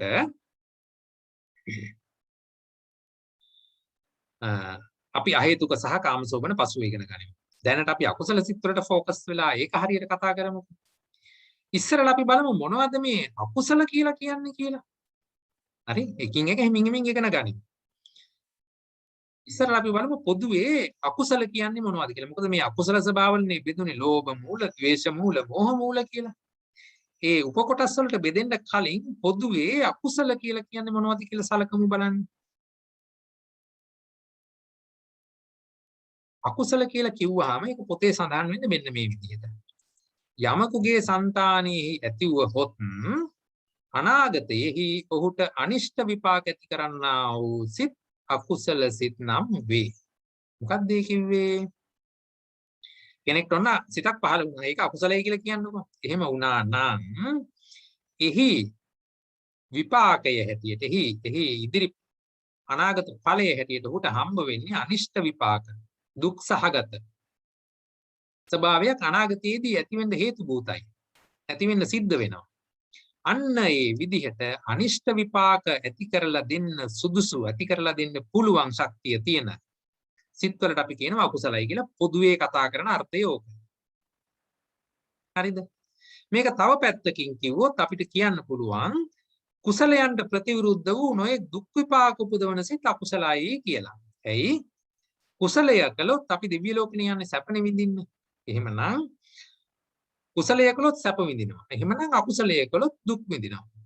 එහෙමනම් කුසලයන්ට ප්‍රතිවිරුද්ධ වූ ස්වභාවය තමයි අකුසල කියලා කියන්නේ. කුසලයෙන් සැප විඳිනවා, අකුසලයෙන් දුක් විඳිනවා.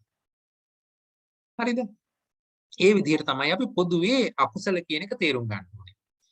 එහෙනම් මම නැවත කියන්න අකුසල කියලා කියන්නේ කෙනෙක්ගේ సంతානයේ වෙන සිතක් ඇති වුණොත් ඔහුට අනාගතෙහි අනිවාර්යයෙන්ම අනිෂ්ට විපාක දුක් සහගතයි ඒවා අනිෂ්ටයි. අනිෂ්ට විපාක ඇති කරනවා නම් ඇති කරලා දීමේ ශක්තිය තියෙනවා නම් අන්න එවැනි සිත් වලට අපි කිව්වා අනිෂ්ට විපාක අනිෂ්ට අකුසල සිත් කියලා. ඒතකොට අකුසල සිත් වලින් මොනවද කරන්නේ? අනාගතයේදී අනිෂ්ට වූ විපාක ඇති කරලා දෙනවා. දුක් සහගත කර්ම කාරණා උපදවලා දෙනවා අපිට. ඒකනේ අපි කියන්නේ දැන් ඔන්න අපිට මොකක් හරි මේ ජීවිතයේ දුකක් කරදරයක් ඇති වෙච්ච වෙලාවට අපේ කර්මය කියලා අපි කියනවානේ. අන්නේ කර්මය ඇති කරලා දෙන්න පුළුවන් මේ අකුසල සිත් වලට. මොන කර්මයක්ද? දුක් සහගත ස්වභාවයක් ඇති කරලා දෙන්න පුළුවන් කර්මය. ඒකට අපි කිව්ව අකුසලයි කියලා. මොකද සැප සහගත නම් ඒක කුසලයි. මේ විදිහටයි අකුසලයේ හඳුන්වන්නේ. මෙවැනි වූ මූලික ස්වභාව අපිට අරගන්නට පුළුවන් 12ක්. අකුසල ස්වභාවය අකුසල කර්ම ඇති කරලා දෙන ස්වභාවයෝ 12ක් තියෙනවා. ඒවට අපි කියනවා අකුසල් සිත් 12යි කියලා. හරිද? එතකොට මේ අකුසලය කියන එක යම් කිසි කෙනෙක් ගැතුණු දැන් බලන්නකො කෙනෙක්ට තද තරහක් එනවා. අපිට කෙලින්ම අපිට හඳුනා ගන්න පුළුවන් අර මනුස්සයාට තරහාව කියලා මූණ වෙනස් වෙනවා, කළු වෙනවා, ස්වභාවය එකපාරටම අර සියුම් බව නැති වෙලා බොහොම රළු බවක් ඇති වෙනවා. අර බලන්නකො ඒ අකුසලය මේ වර්තමානීය දවන තවන ස්වභාවය තියෙනවා. යම් කිසි කෙනෙක්ගේ සිතේ సంతානයේ අකුසල සිතක් ඇති වුණොත් එය අකුසල සිත මගින් ඒ මොහොතේ ඒ පුද්ගලයා තවනවා කරදර පීඩාපත් වෙනවා. ඔහුට අපහසුවක් දැනෙනවා. හරිද? ඒ වගේම තමයි අනාගතයේදීත් අකුසල විපාක ඇති කරලා දෙනවා. අනාගතයේ අනිෂ්ට විපාක ඇති කරලා දෙනවා. හරිනේ. එතකොට ඇති වූ මොහොතෙත් ඒ සත්වයා දැවෙනවා අනාගතයේදීත් ඒ සත්වයා දැවෙනවා අන්නේ වෙනි ස්වභාව වූ සිත් වලට තමයි අපි අකුසල සිත් කියලා කියන්නේ.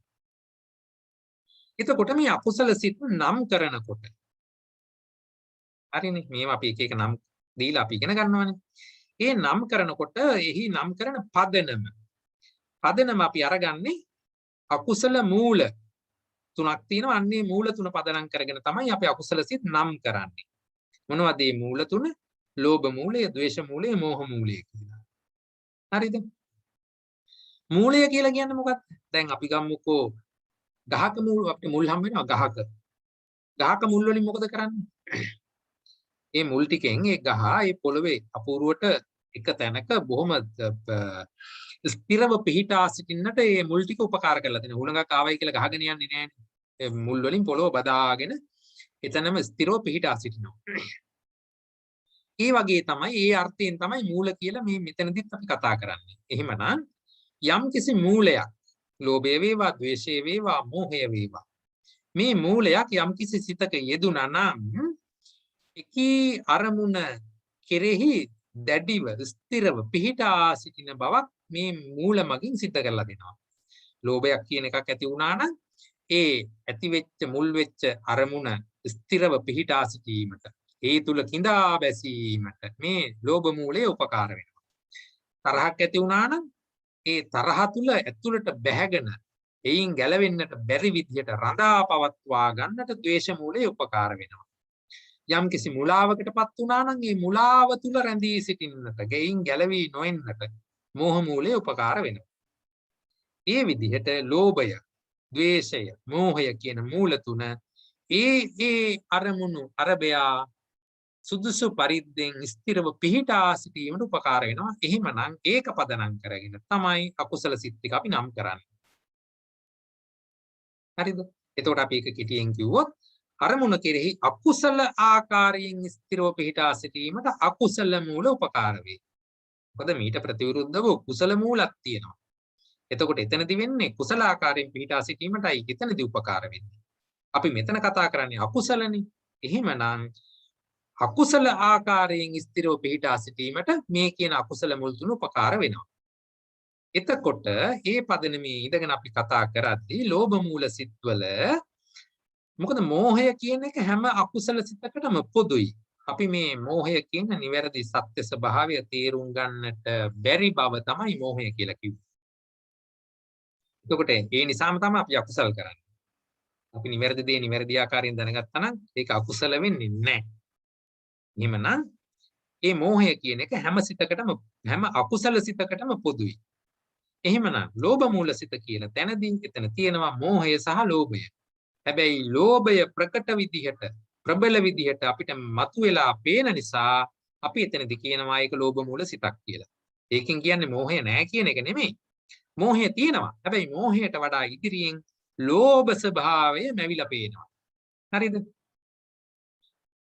එතකොට ද්වේෂ මූල සිත ගත්තාම එතනත් මෝහය තියෙනවා. හැබැයි මෝහයට වඩා ප්‍රබලව ද්වේෂය, තරහ ගතිය නැවිලා මේ මතුවලා පේනවා. ඒ නිසා අපි ඒක ද්වේෂ මූලයි කියලා කිව්වා. මෝහ මූල සිතේදී අනේ තනි මෝහය විතරයි ඉන්නේ. එහිදී මුලා වෙන බව ප්‍රබලව දකින්නට පුළුවන්. මේ විදිහට මෙන්න මේ කාරණාව මුල් කරගෙන තමයි අපි අකුසල සිත් නම් කිරීමේ පදනම හොයාගෙන තියෙන්නේ. හරිද?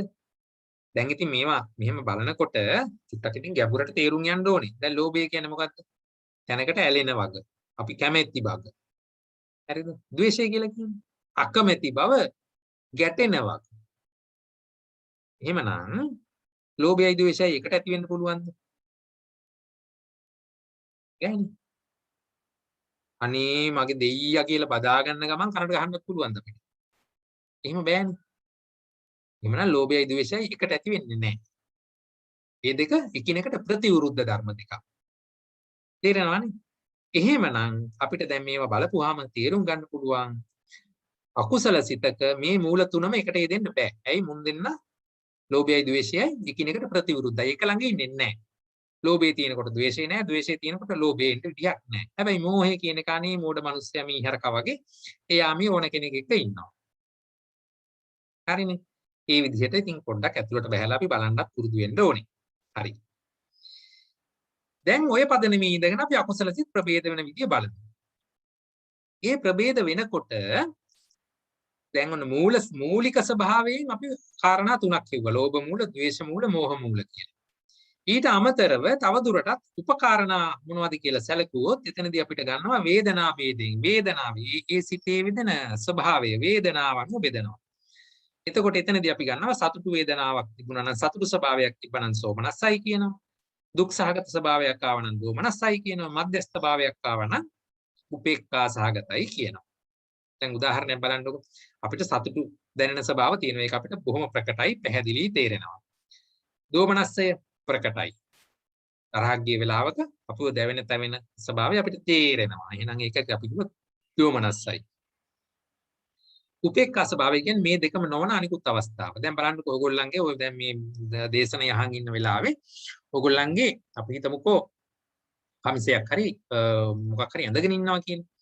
ඒ ඇඳගෙන ඉන්න ඇඳුම කයේ ස්පර්ශ වෙනකොට යම්කිසි ස්වභාවයක් ඕගොල්ලන්ට දැනෙනවා. හැබැයි ඒක ගැන ඕගොල්ලෝ වැඩි සෝමනස්සෙකුත් නැහැ, දෝමනස්සෙකුත් නැහැ මේ වෙලාවේදී. ඒක ගැන වැඩි ස්වභාවයක් නැහැ. නමුත් එහාට මෙහාට හැරෙනකොට ඇඳුම ඇඟේ වදින වගේ දැනෙනවා. ඒ දැනෙන හැම වෙලාවකම යම්කිසි ඇඳුම වැදුනා කියන හැඟීම ඇති වෙනවනේ. ඒ හැඟීම ඇති වෙන්නේ ඇඳුම කියන අරමුණ මුල් කරගෙනනේ. හැබැයි ඒ අරමුණ කෙරෙහි ඔයාට සතුටක් හරි දුකක් හරි ඒ වෙලාවේ ඇති වෙන්නේ නැහනේ. ඇයි? ඔබ මූලික අරමුණ මේ දේශනාව කෙරෙහි යොදාගෙන ඉන්න නිසා. අලුතෙන් ඇඳුමක් ඇඳගෙන ඇඟට දැම්මොත් අයියෝ මේක හරි ලස්සනයි කියලා හිතෙයි. එහෙම නැත්නම් අපෝ මේක හරි නෑ කියලා මේ දෙකට ටක් ගාලාපත් වෙයි. නමුත් මේ වෙලාවේදී ඔබගේ ඇඳුම ඇඟේ ස්පර්ශ වුණයි කියලා ඔබට ඒ කෙරෙහි සෝමනස්සයක් හෝ දෝමනස්සයක් ඇති වෙන්නේ නෑ. ඒක උපේක් මේ විදිහට මේක තේරුම් ගන්නට ඕන. හරිනේ.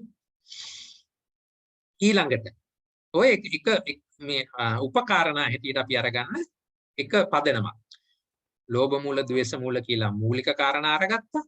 එතනින් පස්සේ උපකාරණා හැටියට වේදනාව මුල් කරගෙන නැවත අපිට සිත් බෙදන්නට පුළුවන්.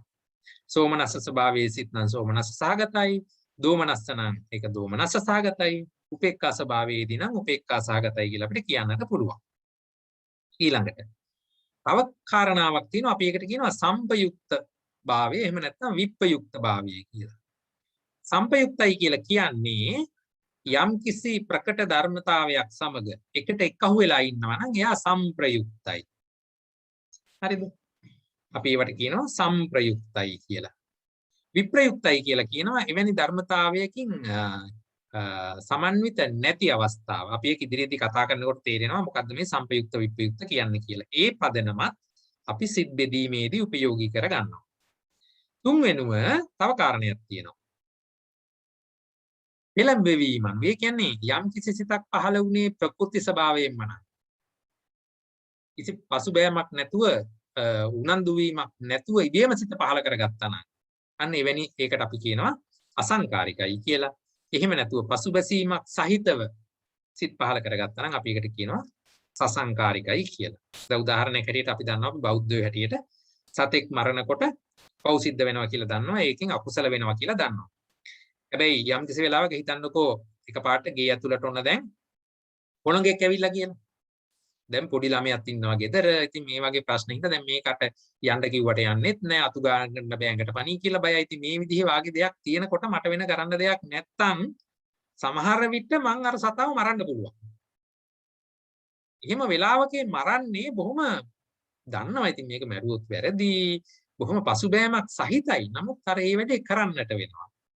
හරි ඇයි තමාගේ ඒ යෙදෙන අනිකුත් කරුණු කාරණා අනුව තමන් ඒකට පෙළඹ වෙනවා. ඒකට හැබැයි අර බලවත් උත්සාහයක් සහිතව තමයි වැඩේ යන්නේ වෙන්නේ. පසුබෑමක් සහිතව සිදු කරද්දී යෙදෙන සිත් හමුවේ අපි කියනවා සසංකාරිකයි කියලා. සංකාර ස්වභාවයක් සහිතයි. හරිනේ. අසංකාරිකයි කියලා කියන්නේ ප්‍රകൃතිය නෑ. කිසි ප්‍රශ්නයක් නෑ. මට සම්මාදන් වට්ටියක් කියනකොට මම කිසි බයක් නැතුව අතර අහුවෙච්ච කාසි ගොන්න අරකට දානවා. ඒක අසංකාරිකයි. කවුරුවත් කියන්න ඕනේ නෑ ඔකට දාන්න කියලා. අර ඒ වගේ එවැනි ස්වභාවය අපිට හඳුනා ගන්නට පුළුවන්. මේ පදනම් වලින් තමයි අපි අකුසල් සිත් ප්‍රධාන වශයෙන් නම් කරන්නට යන්නේ. ඒ අනුව තමයි ඔයගොල්ලෝ ඉගෙනගෙන තියෙන අය මතක ඇති සෝමනස්ස සහගත, ditthිගත සම්පයුක්ත, අසංකාරික සිත ආදී වශයෙන් අපි මේවා නම් කරන්නේ. දැන් ඉතින් මේක මේ විදිහට කරගෙන ගියාට මදි. අපි පොඩ්ඩක් මේකේ විරුද්ධ පැත්ත අරන් බලමු. දැන් උදාහරණයක් හැටියට ඇයි අනිකුත් සාධක ගත්තේ නැත්තේ? අපි ගත්තොත් උදාහරණයක් හැටියට භූමිය අනුව අකුසල සිත නම් කළේ නෑ. දැන් අපි කියන්නේ නෑනේ කාමාවචර සෝමනස්ස සහගත කියලා අපි අකුසල සිත නම් කරලා නෑ. කොහේවත් පොතක එහෙම ලියලා නෑ. ඇයි අපි භූමිය අනුව භූමිය කියන එක අකුසල සිතේ මුලට දැම්මේ නැත්තේ? දැන් අපේ නමට තියෙනවනේ අහවල් එක්කෙනාගේ අහවලා. හරිනේ. වාසගමත් එක්ක අපි නම කියන්නේ. මේ අකුසල සිත නම් කරනකොට මේ භූමි කියන එක වාසගම හැටියට ආවේ නැත්තේ ඇයි? කාට හරි කියන්න පුළුවන් දෙකට උත්තරයක්.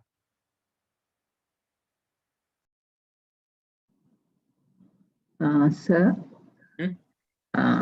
මට හිතෙන්නේ දැන් අකුසල් සිත් ඇති වෙන්නේ කාමාවචර භූමියේ විතරයි කියලා. මොකද අනිත් භූමිය වල ඉපදෙන්නේ නැති නිසා. හරියටම හරි. ඒ අනුව කාමාවචර භූමියේදී විතරයි අකුසල සිත් ඇති වෙන්නේ. රූපාවචර භූමියේදී ප්‍රධාන අකුසල සිත් ඇති වුණත් මේ කියන්නේ නීවරණ මට්ටමේ ප්‍රධාන සිත් ඇති වෙන්නේ නැහැ. අනිකුත් අකුසල සිතක් ඇති වුණත් එතනදී ගන්න අරමුණ කාම අරමුණක්ම නිසා අපි ඒව කාමාවචරයි කියලා සැලකුවානේ. ඒ නිසා පුදුවේ කතා කරනකොට අකුසල ඇති වෙන්නේ කාමාවචර මට්ටමේදී පමණයි. එහෙමනම් ඒකට 아무තෙන් කාමාවචර කියලා කියන්න ඕනේ නෑනේ. ඒ නිසා අපි ඒක කියන්නේ නෑ. ಜಾති අනුව කිව්වා. සිත් අපි ಜಾති අනුව බෙදනකොට ಜಾති හතරකට බෙදුවානේ. කුසල සිත්, අකුසල සිත්, විපාක සිත්, ක්‍රියා සිත් කියලා. ඉතින් අකුසල කියන එක අකුසලමනේ. ආයෙත් ඔකට අකුසල කියලා ආයෙ කියන්න ඕනේ. ඒ නිසා ಜಾති අනුව ගත්තෙත් නෑ. උපදින ස්ථාන අරගත්තොත් දැන් අපිට කිව්වා සිතක් උපදින ස්ථාන 6ක් තියෙනවා. ඇස, කන, නාසය, දිව, සම, හදය කියලා හෘද වස්තුව. ඒ අනුව උපදින ස්ථානය අනුව ගත්තොත් අකුසල සිත් හැම වෙලාවකම උපදින්නේ හදය වස්තුව මුල් කරගෙනමයි. ඒකනේ අපිට අර දැන් උඩා තරහක් ආපු වෙලාවක ලේ රත් වෙනවා දැනෙනවා නේද?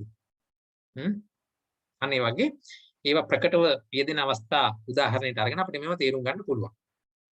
එහෙමනම් අකුසල උපදින්නේ හෘදේ වස්තුව මුල් කරගෙනම තමයි. ආයි කවදාවත් ඇහි අකුසල සිත් උපදින්නේ නැහැ. නාසයේ උපදින්නේ නැහැ. හරි?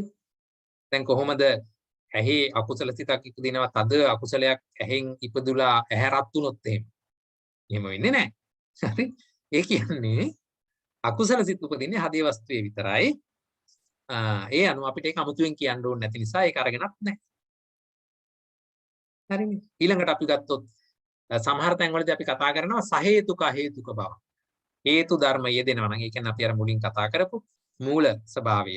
ලෝභ හේතුව, ද්වේෂ හේතුව, මෝහ හේතුව කියන කාරණා තමයි හේතු කියලා කියන්නේ. එතකොට හේතු යෙදීම අනුව හේතු ධර්ම යෙදෙනවා නම් අපි ඒවට කිව්වා සහේතුකයි කියලා. අකුසල සිත් අපි කියන්නේ නැහැ සහේතුකද අහේතුකද කියලා. ඇයි? එයා ස්වභාවයෙන්ම අර හේතු ධර්ම යෙදිලාමයි තියෙන්නේ. එහෙමනම් ඒක අනිවාර්යයෙන්ම සහේතුකයි. එහෙමනම් ඒක අනිවාර්යයෙන්ම තියෙන නිසා අපිට අමුතුවෙන් කියන්නට දෙයක් නැහැ. අන්න ඒ වගේ කාරණා නිසා තමයි අපි මේ අනිකුත් භූමිය, ජාතිය ආදිය අරගෙන නැත්තේ නාමකරණය සඳහා. හරි. ඒක තේරුණානේ. ඊළඟට දැන් අපි වේදනාව ආරම්භ බැලුවා. වේදනාව ප්‍රධාන වශයෙන් බෙදෙන්නේ සෝමනස්සේ, දෝමනස්සේ, උපේක්ඛාව. එහෙම නැත්නම් සුඛ, දුක්ඛ, උපේක්ඛා කියලා. සුඛ සහගතයි, දුක්ඛ සහගතයි, උපේක්ඛා සහගතයි. ඕනනම් ඉතින් ඕක පහට බෙදලත් පෙන්නනවා. තුනකට නැතුව. කොහොමද පහට බෙදන්නේ? මිහිරි වූ කායික සැපේ. කායික සැපේ තියෙනවා නම් අපි සුඛයි කියලා කිව්වා. ඒක මිහිරි. මිහිරි වූ කායික සැපේ සුඛ වේදනාව. එහෙනම් අමිහිරි වූ කායික සැපේ දුක්ඛ වේදනාව. හරිනේ.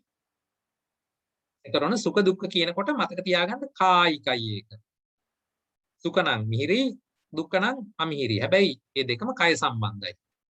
සෝමනස්ස කියලා කිව්වා. අරමුණේ මිහිරි රසය සතුටින් විඳිනවා නම් ඒක සෝමනස්සයි. එහෙනම් ඒ කියන්නේ ඒක මානසිකයි. එහෙනම් ඒකේ විරුද්ධ පැත්ත දෝමනස්සයි. මිහිරි රසය නොකමැත්තෙන් විඳින ස්වභාවය දෝමනස්සයි. ඔය හතරටම නැත්නම් මධ්‍යස්ථයි. උපේක්ඛායි. ඒ විදිහටත් අපිට ගන්න පුළුවන්. එතකොට මේක තුනට බෙදෙන්නේ කොහොමද? සුඛ දුක්ඛ අරගත්තොත් ඒක කායිකයි, සෝමනස්ස දෝමනස්ස අරගත්තොත් ඒක මානසිකයි, උපේක්ඛාව අනිවාර්යයෙන් මානසිකයි. මොකද කායික උපේක්ඛා කියලා දෙයක් නැහැ. එහෙමත් අපිට අරගන්න පුළුවන්. සුඛ දුක්ඛ දෙක කායිකයි, සෝමනස්ස දෝමනස්ස උපේක්ඛා තුන මානසිකයි. හරිද? එතකොට සුඛයයි සෝමනස්සයයි කියන්නේ අර තුන් විදිහට කතා කරනකොට සුඛයි. දුක්ඛයයි දෝමනස්සයයි කියන්නේ දුක්ඛයි. උපේක්ඛාව කියන්නේ මධ්‍යස්ථයි. එහෙමත් අපිට ගන්න පුළුවන්. හරිනේ. ඊළඟට සම්ප්‍රයුක්ත විප්‍රයුක්ත කතා කළොත් විශේෂයෙන් ප්‍රකට වූ ගතියක් සහිත එම සිත් වලින් යුක්ත නම් ඒක සම්ප්‍රයුක්තයි. හරිද?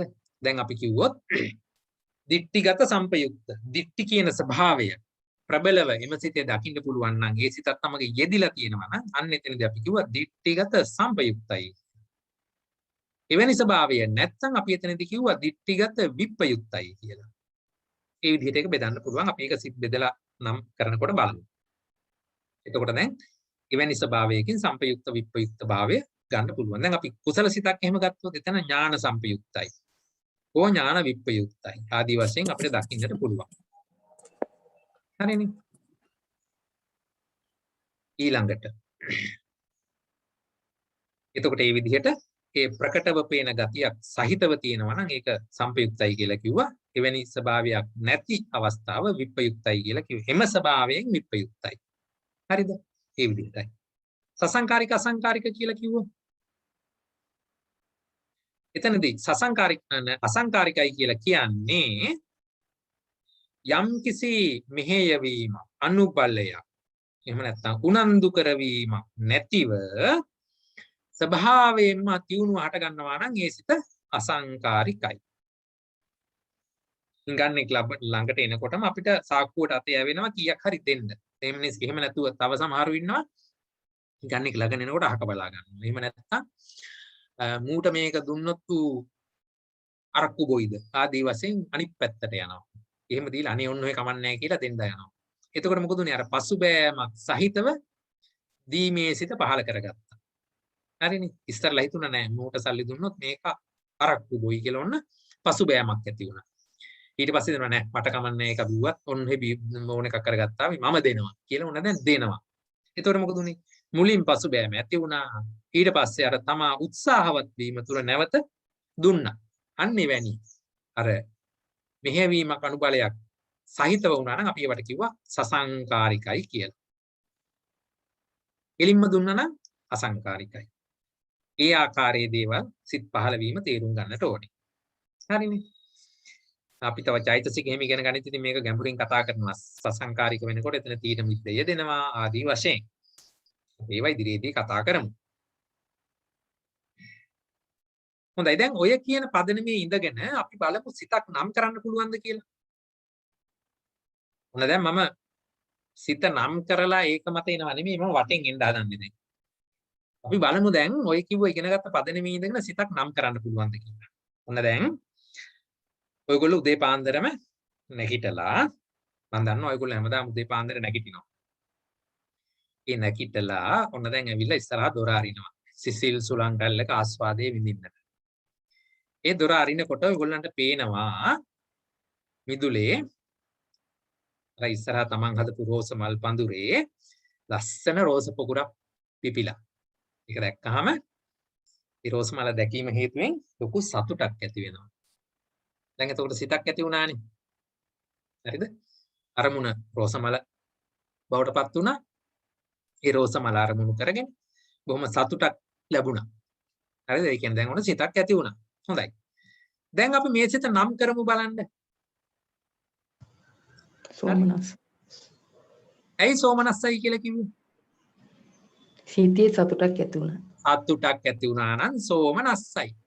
හරිද? අන්න හරි. එතකොට සෝමනස්සයි නම් ඒක සිතේ සතුටක් ඇති උනේ. කයේ නෙමෙයිනේ. එහෙමනම් ඒක සුඛ සහගත නෙමෙයි සෝමනස්ස සහගතයි. දැක්කද මේ වෙනස? දැන් ඔයගොල්ලෝ මේ මල ළඟට ගිහිල්ලා මල අත ගාලා මේ පෙතිවල සිනිඳු බව වින්දාන අන්න සුඛ සහගතයි. දැන් මෙතනදී ඔයගොල්ලෝ දොරකඩ එලිපත්ත උඩ ඉඳගෙන හිටගෙන මිදුලේ එහා කෙරවලේ තියෙන මලයි දැක්කේ. එතකොට ඇහෙන් දැක්කේ. ඒක ග්‍රහණය කරලා මල එතනමයි තියෙන්නේ. එහෙමනම් ඒක සෝමනයි සතුටක් ඉපදෙන නිසා සෝමනස්සයි. හැබැයි සතුට ඉපදෙන සතුට ස්වභාවය දෙන අනිත් එක තමයි සුඛය. හැබැයි සුඛය දැනෙන්නේ කයට. මෙතනදී මනසින්ම නෙවින්ද? එහෙමනම් ඒක සෝමනස්සයි අපි සුඛසහගත කියලා කියන්නේ නැහැ. අන්න ඒ විදිහට ගලපන්න ඕනේ. හරිද? එතකොට ඔන්න දැන් සෝමනස්ස සහගත බව අපි කිව්වා. ඊට පස්සේ මේක ලෝභ මූලද, ද්වේෂ මූලද, මෝහ මූලද ආදී වශයෙන් කොහොමද හොයන්නේ?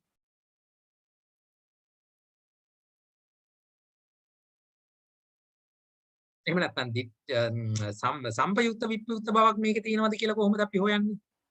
මේ බලන්න. අපි ගත්තොත් රෝස මලින් ලබන සතුටනේ අපි විඳින්නේ. එහෙමනම් ඒ රූපයෙන් තමයි අපි සතුට මේ ආවේ. එහෙමනේ අපිට හිතෙන්නේ අර රෝස මල හරි ලස්සනයි. එහෙමනම් ඒ කාමගුණික වස්තුව මුල් කරගෙන සතුට ආවාය කියලා අපි හිතුවනම් මෝහ මූලයි. ඒක මිච්ඡා දිට්ඨි සහගතයි. එයි අපි අරමුණ තත්වාකාරයෙන් හඳුනාගත්තේ නැති ස්වභාවයක් එතන තියෙනවා. ඒකට මෝහය මුල් වෙලා තියෙනවා. ඊළඟට අපි ඒ රෝස මලෙන් තමයි මේ සතුට ආවේ කියලා අපිට කිසි වෙලාවක හිතුනේ නැහැ. චක්කුංජ පටිච්ච රූපේච උප්පද්දති චක්කු විඥාන. හරි අසයි රූපයයි ගැටිච්ච නිසා චක්කු විඥානයක් ඉපදුනා. තින්නං සංගති පස්සෝ පස්සපච්චයා වේදනා. ස්පර්ශය මුල් කරගෙනයි වේදනාව ඇති උනේ කියලා හිතුන්නේ. ස්පර්ශය ඇති උනේ සිතේ.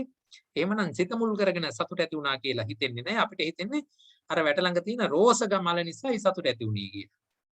රූපයෙන් සතුට ආවා කියලා අපි හිතනවා. අන්න මිච්ඡා දිට්ඨිය. එහෙම නැත්නම් තව පැත්තකින් ගත්තොත් මේ රෝස මලේ සතුට විඳින එක අපි කැමති ආකාරයකට කැමති සතුට විඳින එක හරි කියලා අපි හිතනවා. ඒ අනුව නැවත නැවත එහි ඇලෙන්නට ගැලෙන්නට යනවා අපි. මිච්ඡා දිට්ඨි සහගතයි. හරිද? එහෙනම් ඒක එතන මිච්ඡා දිට්ඨියේ දීලා තියෙනවා. මෝහ මූලයේ දීලා තියෙනවා. එහෙනම් මේක අකුසලයි. හරිද? එතකොට දැන් මේ විදිහට අපිට රූපයෙන් සතුට එනවායයි කාමගුණික වස්තුව කෙරෙහි යම්කිසි සතුටක් ඇති කරගත්තා නම් ඒ ඇති වෙච්ච සතුට තුළ අපිට නැවත නැවත ඒක දකින්නට ආසාව ඇති වෙනවා. ඇලෙනවා. එහෙනම් ඒක ලෝභ මූලයි. හරිද? එතකොට ලෝභයයි මෝහයයි දෙකේ දිනකොට ලෝභය ප්‍රකට වෙනවා. එහෙමනම් මේ සිත ලෝභ මූලයි. ඇයි ලෝභය ප්‍රකට වෙනවා එතනදී? ඇයි අපි මල දිහා බලාගෙන ඉන්නවා මලෙන් ඇහැ අයින් කරගන්නට බෑ. ඒ මලේ නිමිති අනු නිමිති තව හොයනවා. එහෙමනම් අන්න බලන්න ඇලෙනවා. හරිද? මේ විදිහට. එහෙමනම් මෝහය මෙතන තිබුණා වුණාට මෝහය මුල් කරගෙන තමයි අපි මිත්‍යා දෘෂ්ටියකට ගියේ. හැබැයි මෙතන ලෝභය ඊට වඩා ප්‍රකටව යෙදෙනවා. එහෙනම් මේක ලෝභ මූල සිතක්. ඊළඟට පසුබෑමක් හෝ බාහිර අනුබලයක් නොමැතිව තමාමයි සතුටුුනේ. අර හිඟන්න ළඟට එනකොට වගේ බෑ කියලා නෙමෙයිනේ සතුට ඇති උනේ. දැක්ක ගමන් සතුට ඇති වුණා. අන්න අසංකාරිකයි. හරිද? එහෙමනම්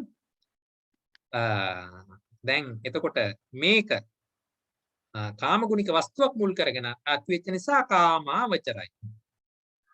දැන් දැක්කද ඒවා අපි එකිනෙක ගලපලා ගත්ත විදිහ. එහෙමනම් මේ විදිහට අපි බලනකොට අපිට මේ සිත නම් කරන්නට පුළුවන් සෝමනස්ස සහගත, ditthිගත සම්පයුක්ත, අසංකාරික සිතක් කියලා නම් කරන්නට පුළුවන්. හරිද? ඒක තේරුණාද දැන් මේ ටික? ප්‍රශ්න තියෙනවා නම් ඉදිරිපත් කරන්න බලන්න. අපි බොහොම සරල උදාහරණයක් ගත්තා.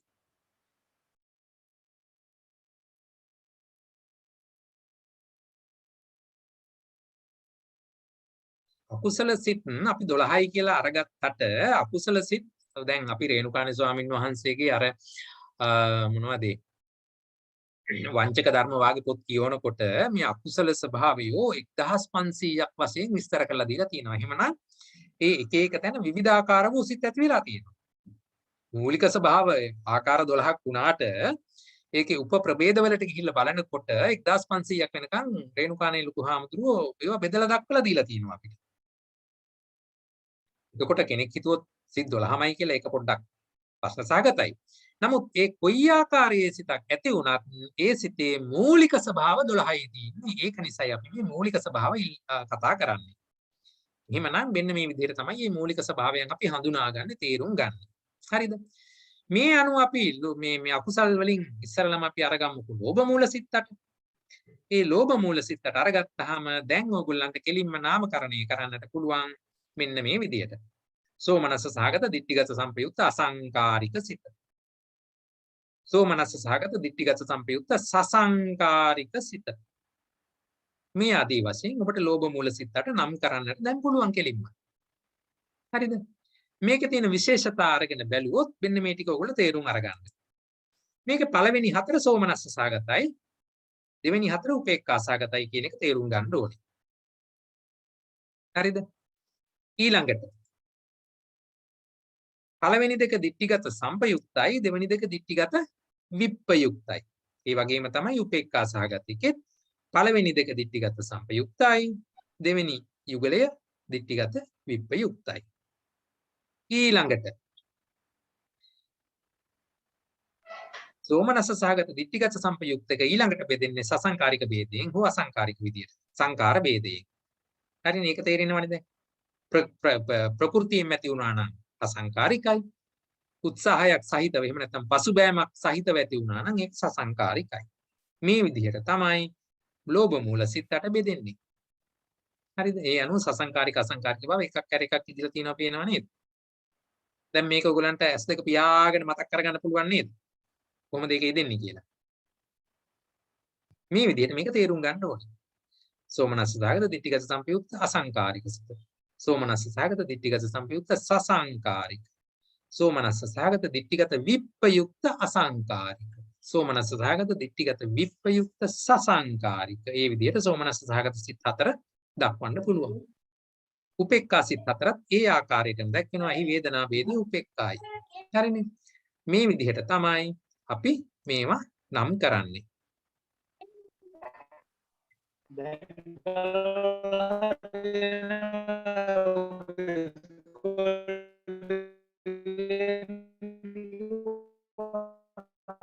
හොඳයි. ඊළඟට මේ කියන ලෝභ මූල සිත් 8 තුලින් අපි මොනවද කරන අකුසල ඒවත් තේරුම් ගන්න එපායි. මේ විදිහට අපිට ලෝභ මූල සිත් 8 ඇති වෙනවා නම් ඒ සිත් වලින් අපි දැන් ඔය කොයි අකුසලයේ කළත් මේ කියන අපි අකුසල් සිත් 12යි කියලානේ ගත්තේ. ඒ 12 තුලින් වෙන්න එපාය. අපි දන්නවා අකුසල ගැන කතා කරනකොට කයින් සිදුවන අකුසල තුනක් තියෙනවා. ප්‍රාණඝාතය, අදත්තා දාන, කාම මිත්‍යාචාරය. ඒ වගේම වචනයෙන් කරනකොට මුසාවාදේ, පිසුනා වාචේ, පරුසා වාචේ, සම්ප්‍රප්පලාපය. සිතින් මොනවද සිතින් කරන්නේ? කවුරු හරි කියන්න බලන්න මොනවද සිතින් කරන අකුසල කියලා? අවිජ්ජා ව්‍යාපාද මිත්‍යා දෘෂ්ටි. හරියටම හරි. අවිජ්ජා ව්‍යාපාද මිත්‍යා දෘෂ්ටි. මේ කියන දස අකුසලයම සිදු වෙන්නට පුළුවන් ඔය කියන අකුසල් සිත් 12න්. අපි දැන් කතා කළේ මේ 12 අතුරින් ලෝභ මූල අකුසලනේ. එහෙමනම් මේ දස අකුසලයෙන් ලෝභ මූලය තුල සිදුවන්න පුළුවන් මොනවද කියලා අපි බලමු.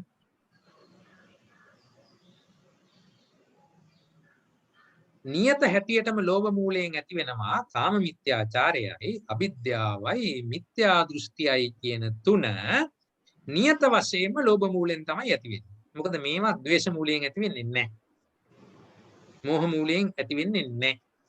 නියත වශයෙන්ම ලෝභ මූලයේ මුල් කරගෙනමයි මේ කියන කාම මිත්‍යාචාරය අවිද්‍යාව මිත්‍යා දෘෂ්ටිය ඇති වෙන්නේ.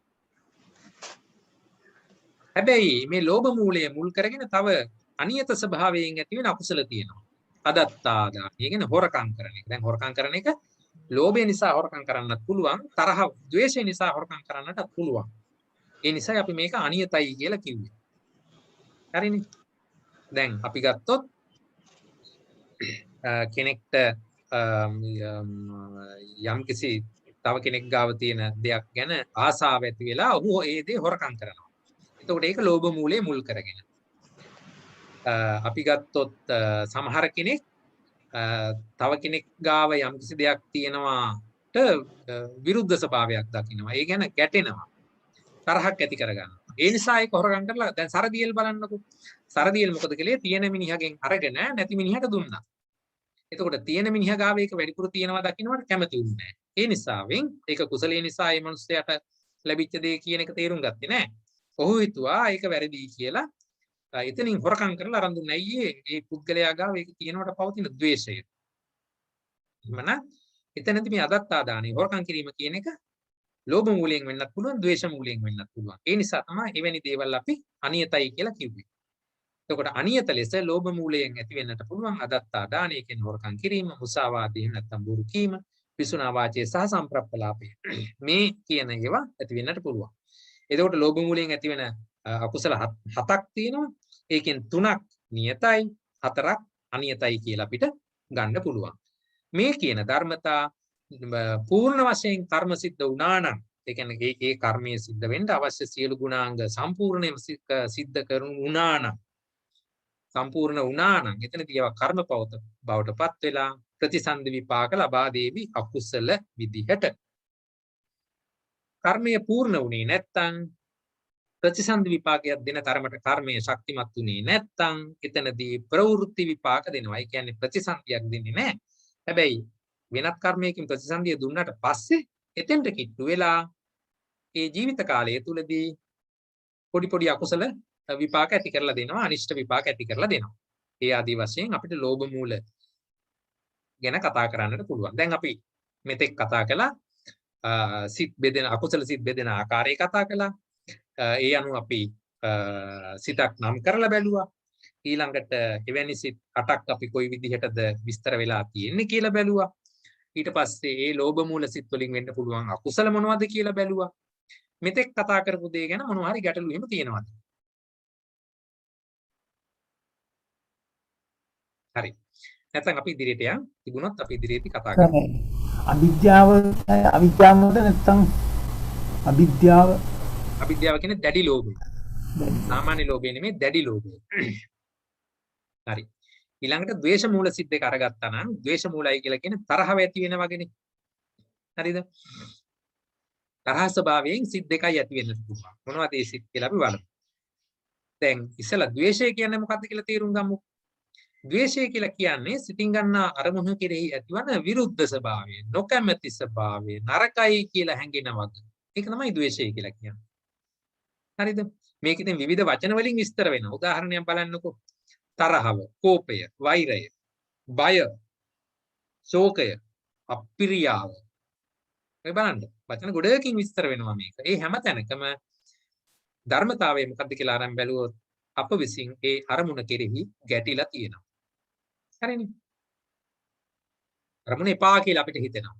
ඊට වඩා වෙන හොඳ අරමුණකට ගියා නම් හොඳයි කියලා හිතෙනවා. හරි? අමිහිරි බවක්, සිත් රිදීමක් අපිට තියෙනවා. අපි ඒකට නොකැමති බවක් තියෙනවා. අන්න ඒ වගේ ස්වභාවය දැනෙන එක තමයි මේ ද්වේෂය කියලා කියන්නේ. හරිද? එවැනි ස්වභාවයකදී එහෙනම් මොකද වෙන්නේ? හැම විටම එහි වේදනාව දෝමනස්සයි. හරිනේ? ඒක දෝමනස්ස සහගත. සිතටයි මේක දැනෙන්නේ. ඒ නිසා දෝමනස්ස සහගතයි. හරිනේ? හරි. එතකොට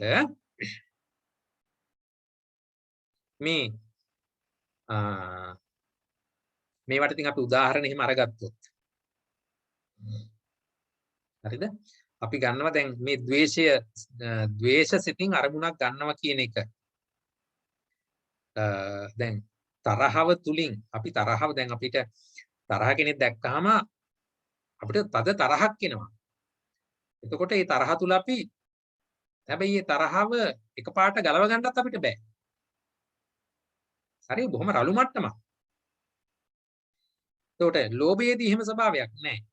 දැන් මේ ලෝභයයි ද්වේෂයයි අපිට හඳුනා ගන්න උදාහරණයක් දුන්නොත් එහෙම ලෝභය කියන තැනදී අපිට ගත්ත හැකි ලෝභ ස්වභාවයේ සිතක් ඇති වුණා කියලා කියන්නේ ලෝභ ස්වභාවයෙන් අරමුණක් ගත්තා කියලා කියන්නේ උදාහරණයක් හැටියට අම්මා කෙනෙක් තමන්ගේ දරුවා වඩා ගත්තා වගේ. බොහොම සුමුදුව බොහොම ආදරෙන් ඒ දරුවා වඩා ගන්නවානේ. හැබැයි ඒ දරුවා බිමට වැටෙන්න නොදී බොහොම තදින් අල්ලගත්තා නේද? ඒ කියන්නේ දැඩිව ගැනීම තියෙනවා. හැබැයි ඒ තමන්ගේ දරුවා වඩා ගැනීම බොහොම සුමුදුයි, සුමටයි. අපි හිතමුකෝ පොලිස් කාර්යයක් ගිහිල්ලා හොරෙක් වල්ලගන්නේ කොහොමද? ඒත් අර විදිහටද? අනේ මගේ ළමයා එන්න කියලා දරගන්නේ. ඈ? එහෙම නැත්නම් අර අම්මා දරුවා වගේ අතින් අල්ලගත්තා වගේ බොහොම සැහැල්ලුවෙන් අල්ලගන්නේ. නෑ. පොලිස් බටයා හොරාව අල්ලගන්නේ ඌට ආයේ ගැලවිලා යන්න බැරි විදිහට දැඩිව. අම්මා දරුවා වඩා ගන්න බොහොම සුමටව. හරි? පොලිස් කාර්යයා විසින් හොරාට පැනලා යන්න දෙන්නෙත් නැහැ. අම්මා විසින් දරුවා බිමට වැටෙන්න දෙන්නෙත් නැහැ.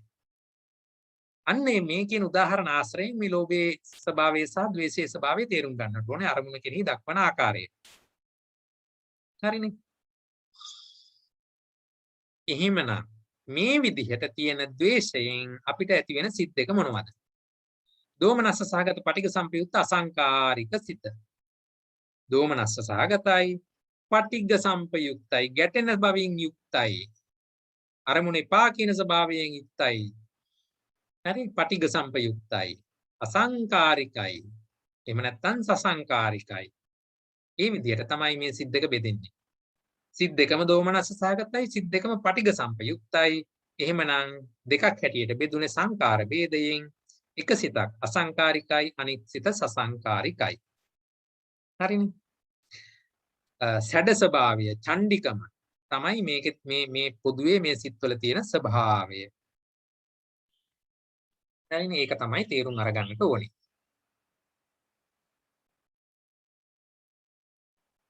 එතකොට දැන් ඔන්න ද්වේෂ මූල සිත් දෙකයි මේක කොහොමද පොතේ විස්තර කරලා තියෙන්නේ. දෝමනස්ස සහගත පටිඝ සම්පයුක්ත අසංකාරික සිත කියලා කියන්නේ දුක් වේදනා සහිත පටිඝය එහෙම නැත්නම් කිපීමෙන් යුක්ත වූ මෙහෙයවීමක් නැති සිත. ඒකයි අසංකාරිකයි කියලා කිව්වේ.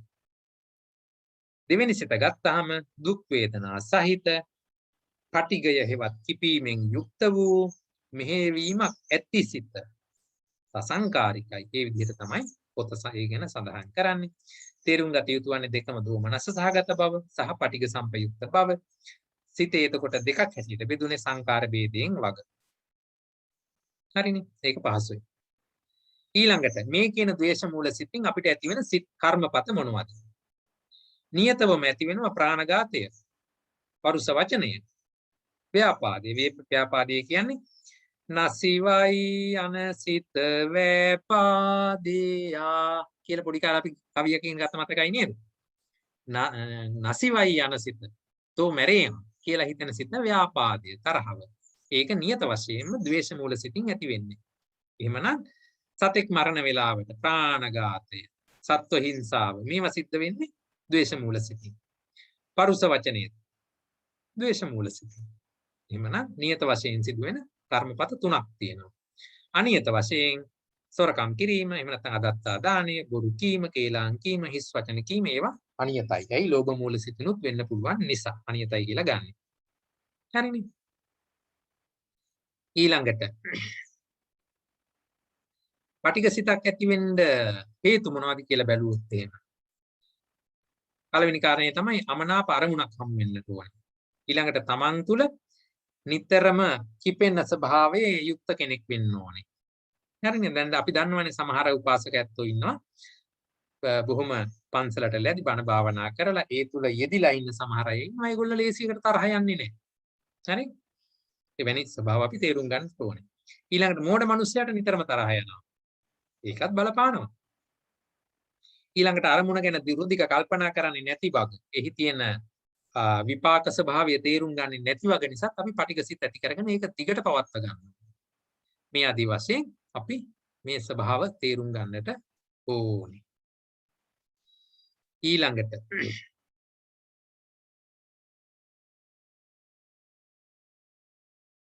මෝහ මූල සිත් කතා කරනවා නම් මෝහ මූල සිතුත් නිවැරදිව අරමුණ දැන ගැනීමට නොහැකි වන පරිදි මෝහ කරන බවයි මෝහය කියලා කිව්වේ. හරිනේ, අරමුණේ යථා ස්වභාවය දකින්න අපිට හම්බ වෙන්නේ නැහැ. අපි නිල් පාට කණ්ණාඩියක් දාලා ලෝකෙ දිහා බැලුවොත් අපිට පේන්නේ නිල් පාටට. රතු පාට කණ්ණාඩියකින් බැලුවොත් පේන්නේ රතු පාටට. මේ විදිහට ඒ සිත අරමුණක් ගනිද්දී ඒ අරමුණේ යථා ස්වභාවය ඒක දකින්න හම්බ වෙන්නේ නැහැ. හරිනේ. අන්න එවැනි සබ අපි මේවා දීර්ඝව කතා කරනවා ඉදිරියේදී. දැනට අපි මේ සිතේ ස්වභාවය පමණක් කතා කරමු. මෙවැනි ස්වභාව තමයි මෝහ මූලයි කියලා අපි අරගත්තේ. මෝහය කියන එක එතකොට සෑම අකුසලයකටම පොදුයි.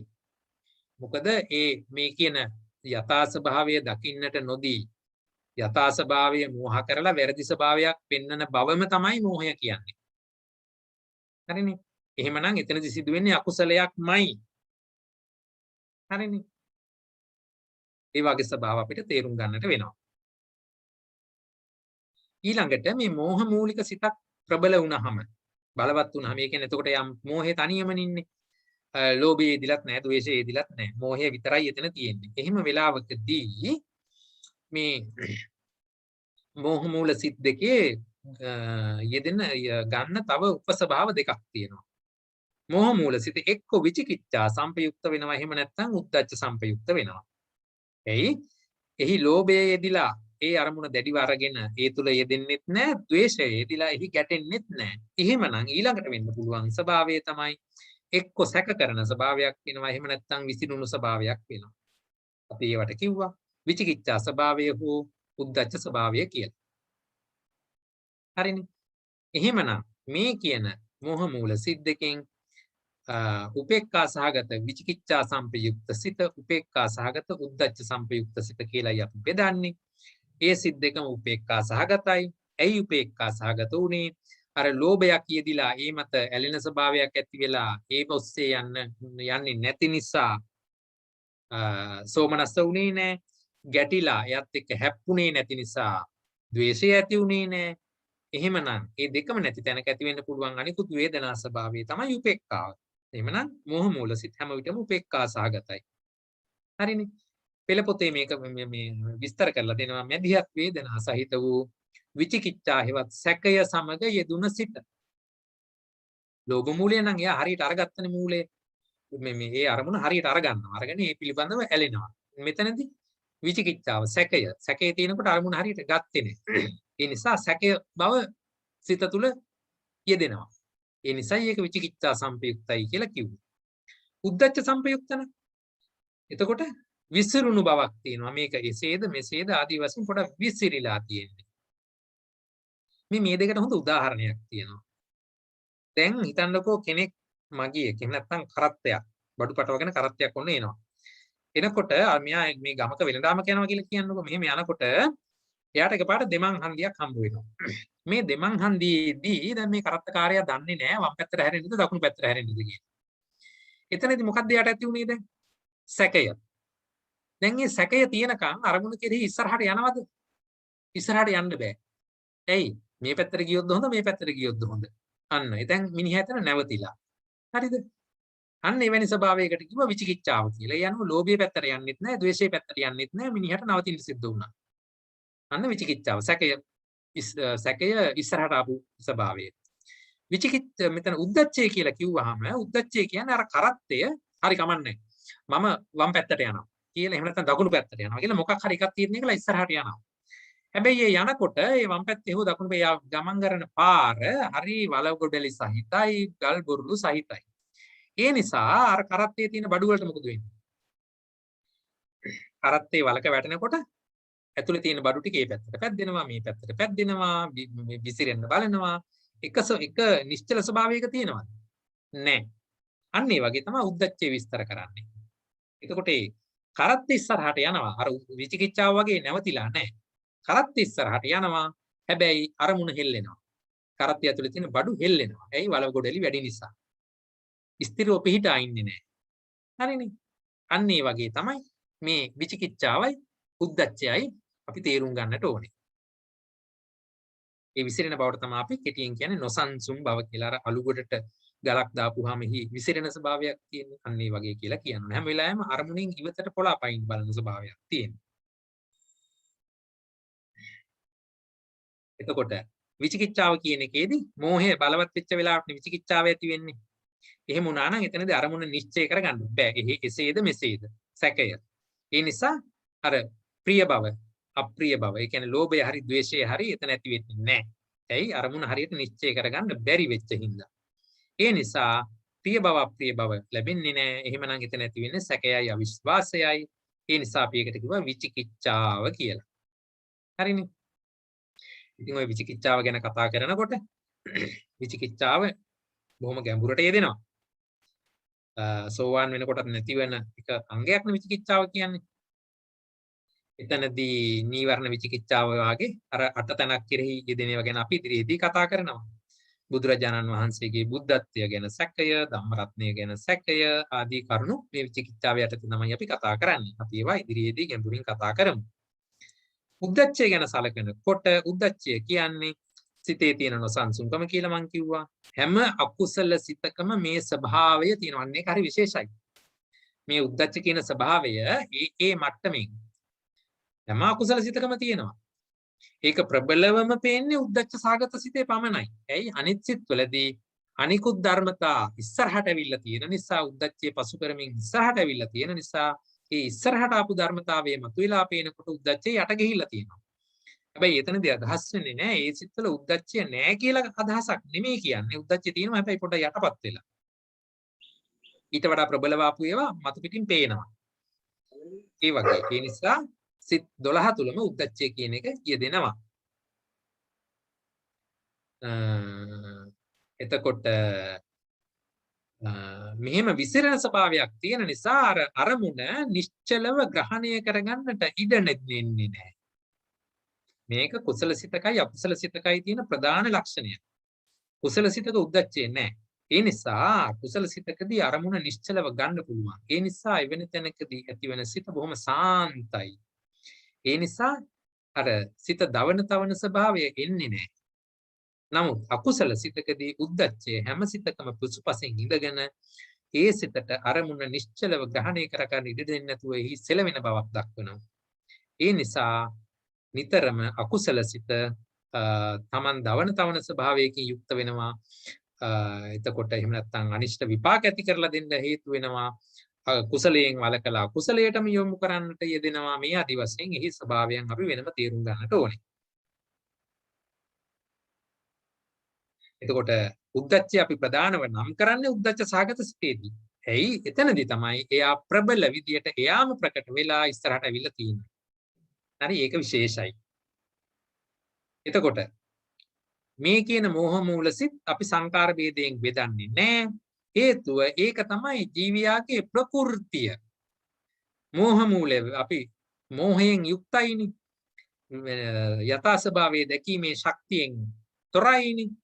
එහෙමනම් මේ මෝහය සත්‍යයේ ප්‍රകൃති ස්වභාවය නිසා එතනදී සංකාර ભેදයක් ආය අවශ්‍ය වෙන්නේ නැහැ. සියලු මේවා සංකාරිකයි කියලා අපි අරගන්නවා. කෙනෙකුගේ මෙහෙයවීමෙන් මම මොඩකම ඇති කරගත්තා කියලා එහෙම එකක් වෙන්නේ නැහැ. හරි, කෙනෙක්ට මෙහෙයවන්න පුළුවන් වෙන්නේ තමා තුළ මෝහය තියෙන නිසාමයි. හරිනේ. ඒක නිසා මෝහය පැහැදිලිවම අසංකාරිකයි කියලා අපි යොදනවා.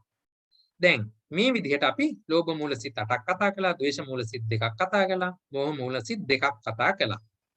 මේ කියන ටික අපි මේ ඉගෙන ගන්න අභිධර්මාර්ථ සංග්‍රහය පුතනේ. ඒ අභිධර්මාර්ථ සංග්‍රහ පොතේ 8 වෙනි ගාථාව තුළ වෙන්න මේ විදිහට මේක කියනවා. අට්ඨදා ලෝභ මූලානි, දෝෂ මූලානි චද්විදා, මෝහ මූලානි චද්වේති, ද්වාදසා කුසලාසියුම් කියලා විස්තර කරලා දීලා තියෙනවා. මෝහ මූල චිත්තයෝ 8 වැදෑරුම්, ද්වේෂ මූල චිත්තයෝ 2 වැදෑරුම්, මෝහ මූල චිත්තයෝ මෙතන ලෝභ මූල චිත්තයෝ 8යි ද්වේෂ මූල චිත්තයෝ 2යි මෝහ මූල චිත්තයෝ 2යි මේ විදිහට අකුසල් සිත් සියල්ල 12ක් වේ කියලා එහි දක්වලා තියෙනවා. හරිනේ. දැන් මේ කියන කාරණා අනුව අපිට ඔයගොල්ලන්ට තේරුණා නම් මම හිතනවා මම ඔයගොල්ලන්ට වෙනම සටහනක් ඉවලා තිබුණා. ඒකෙදි ඔය ගත්තොත් අකුසල් සිත් 12 නම් කරලා ඒක මේ කියන අංග යටතේ අපි නම් කරන්න ගත්තොත් ඔයගොල්ලෝ ඒක ගෙදරදී දැන් කරලා බලන්න ඕනේ. ඒක තමයි හෝම්වර්ක්. හරිනේ. මම එකක් කරලා පෙන්නන්නම්. ඔන්න දැන් සෝමනස්ස සහගත ditthිගත සංපයුක්ත අසංකාරික කියන සිත සෝමනස්ස සහගතයි. එහෙමනම් එහි සෝමනස්ස සහගතට එකට ටික් කරගන්න. සෝමනස්ස සහගතයි එම සිත. ditthිගත සංපයුක්තයි. එහෙමනම් ඒක ditthිගත සංපයුක්තයි. එතකොට ඒ සෝමනස්ස නිසා දෝමනස්සේ වෙන්න බෑ. සුඛ වෙන්න. මොකද වේදනා ભેද දෙකක් එකතැන තියෙන්න බෑනේ. එහෙමනම් දෝමනස්ස නෙමෙයි, සුඛ නෙමෙයි, දුක්ඛ නෙමෙයි, උපේක්ඛා නෙමෙයි. මේ පහෙන්ම එකයි යෙදෙන්නේ. සෝමනස්ස සහගතයි. සංපයුක්ත විප්‍රයුක්ත භාවයේ ආකාර දෙකයි. එක්ක සංපයුක්තයි නැත්නම් විප්‍රයුක්තයි. දැන් මේ සිත ditthිගත සංපයුක්තයි. එහෙමනම් ඒක මෙතෙන්ට ටික් කරගන්න. ඊළඟට සංකාර ભેදය. එක්ක අසංකාරිකයි නැත්නම් සසංකාරිකයි. ඒක මෙතෙන්ට එන්න. එතකොට විචිකිච්ඡා උද්දච්ච කියන එක මේ සිතට අදාළ වෙන්නේ නැහැ. මේ ආදි වශයෙන් මේක 12 ආකාරය ඔයගොල්ලෝ මේ 12 සිතරම මේක පුරව ගන්න ඕනේ. ඒක තමයි හෝම්වර්ක්. හරිද?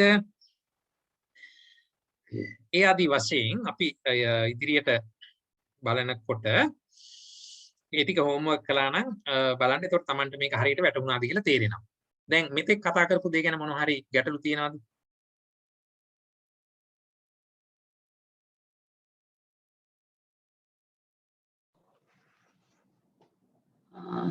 සර් එවලා තිබ්බ මේ නෝට් එකේ දෙවෙනි පිටුවේ අකුසල් සිත් 12 කියන තැන එතන මට පොඩි ප්‍රශ්නයක් තියෙනවා. අර වරහන් ඇතුලේ තියෙනවා සාවද්‍ය අනිෂ්ට විපාක දීම ලක්ෂණ කොට ඇත්තා වූ නිස්සත්ත්‍ය නිජීව පරමාර්ථ ධර්මයෝ අකුසලයෝ විති කියලා. මට ඒක පොඩ්ඩක් ගැටලු සහගත හින්දා ඒක පොඩ්ඩක් විස්තර කරන්න පුළුවන්ද සර්? ඔව් මෙහෙමයි. අර දැන් සමහර වෙලාවට මම පොඩි දේවල් කරනවා. ඒ අර්ථකථනය ඇත්තටම මම දීලා තියෙන්නේ ධම්මසංගණිය ඉගෙන ගන්න කාලෙක මේ ධම්මසංගණියට යෙදෙන අර්ථකථනයක් මම දීලා තියෙන්නේ. මොකද අපි දැන් ඉදිරියේ ඉගෙන ගන්න පාඩම් වලට පසුබිම සකස් කරගනිමින් තමයි මම මේ පාඩම මෙහෙවන්නේ. ඒ නිසා ඊතරම් කලබල වෙන්නත් එපා. ඒක ධම්මසංගණී පාඩයක්. එනදි කියන්නේ මෙහෙමයි. සාවද්‍යයි. සාවද්‍යයි කියන දැන් කුසල සිත නිර්වද්‍යයි. හරිද? අකුසල සිත සාවද්‍යයි. වැරදි සහගතයි. අනිෂ්ට විපාක දීම. කුසල සිත ඉෂ්ට විපාක දෙන්නේ. හරිද? හරි. අකුසල සිත අනිෂ්ට විපාක දෙන අපිට දුක් උපදවන අනිෂ්ට අපි අකමැති අනිෂ්ට විපාක ලබා දෙන්නේ. නිස්සත්ත්‍ය නිජීව. අකුසල සිත කියන එක පරමාර්ථ ධර්මයක්. ඒක සත්ව ස්වරූපයෙන් ගන්න බෑ. හරිනේ. මම අකුසලය නෙමෙයිනේ. මම අකුසල සිතක් ඇති කරගත්තත් නෙමෙයි හේතු ප්‍රත්‍යයේදී මම අකුසල සිත ඇති උනේ. එහෙමනම් එතන සත්ත්ව පුද්ගල භාවයෙන් ගන්න බැරි පරමාර්ථ භාවයක් එතන තියෙන්නේ. හරිද? ඒක නිසායි අපි කිව්වේ නිස්සත්ත්ව නිජීව පරමාර්ථ ස්වභාව ධර්මය. මේවා සිත්. සිත් කියන්නේ පරමාර්ථ ධර්ම. හරි. අන්න ඒ වගේ තන ගැඹුරු අර්ථයක් තියෙන්නේ ඉතින්. ඔව් පැහැදිලි සර්. ඔව් හරි. එහෙමනම් කාල වේලා ඉක්ුත් වෙලා තියෙන නිසා අද දවසේ මම පාඩම නවත්තනවා. තව කවුරු හරි අත උස්සලා තියෙනවා. ඔව් සවිතා මහත්මිය ඔබගේ මොකද්ද ගැටලුව? සර් සුරාපානය අකුසලයක් වෙන්නේ නැත්තේ ඇයි? කොහෙද කියලා තියෙන්නේ? එහෙනම් පන්සිල් ගන්න අපි ඇයි? දැන් සර් කියපු පාඩමේ අකුසල 10ට ඇයි සුරාපානය අයිති උනේ නැත්තේ කියන එක මට ගැටලුවක්. එහෙනම් අපි සුරාපානය කරමුද? ඒක අකුසලයක් නොවේ නම් සුරාපානය කරන්න පුළුවන් අපිට නේ. ඇයි ඒක? මෙහෙමයි ඉතින් එතන. සුරාපානය කියන එක කළොත් මොකක්ද අපිට වෙන්නේ? පමාව ඇති වෙනවා. ඇයි? කුසලයට පමාව ඇති වෙනවා. බලන්න සුරාපානය කරන කට්ටිය මොනවද කරන්නේ කියලා. අර මොනවද මේ අර නන්දාමාලිනීගේ සින්දු අරගෙන බැලුවත් ඒත් ඒකේ තියෙනවනේ. හරි? මට එකපාරට මතකට ආවේ නෑ ඒක. මේ එතනදී මොකද වෙන්නේ? නිසරු බස් කියමින් මේ උහි අල්ලාප සල්ලාපේ යෙදෙමින් අපි කුසලයට ප්‍රමාද වෙනවා. ප්‍රමාදය කියන එක හරි බුදුදහම තුල ඊටාම ප්‍රබල අකුසලයක්.